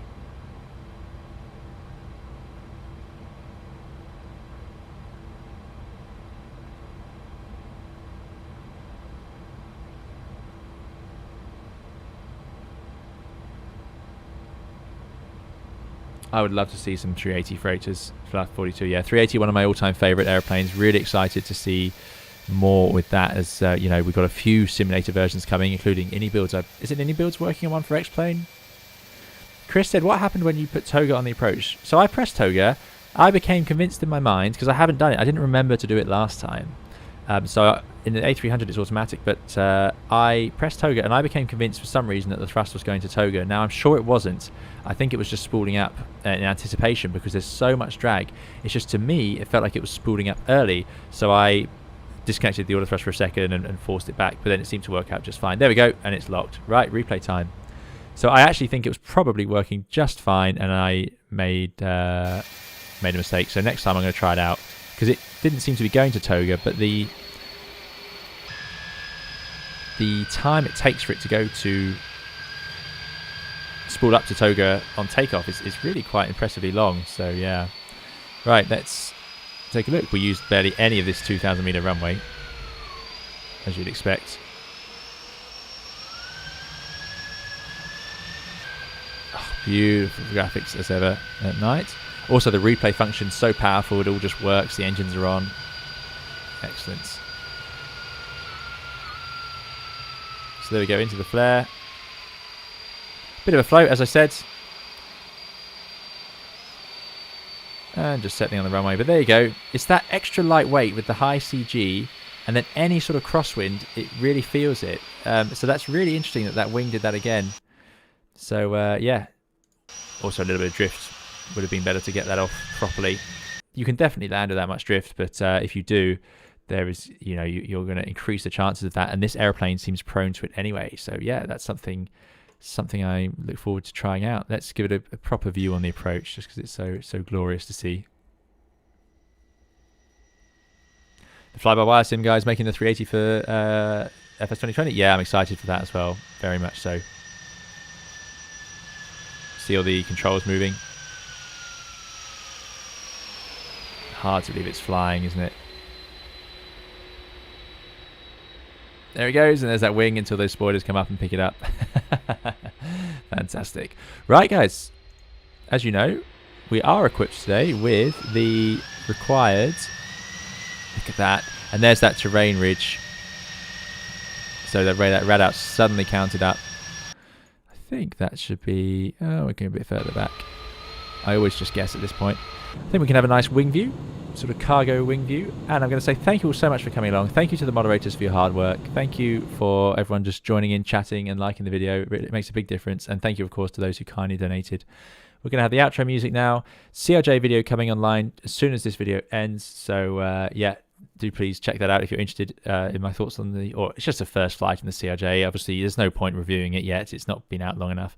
But also, we'll be streaming it tomorrow. Adam says, always watch your streams. Can't wait for tomorrow. Very nice as always. Bye. Bye, Adam. Thanks for coming along. Really appreciate it. And yeah, we will look up for the Thunderbirds livery. I must have missed it. Right, guys. Thank you very much for coming along. We'll see you again very soon. I think a bit further back is required. And keep safe and well. Bye-bye.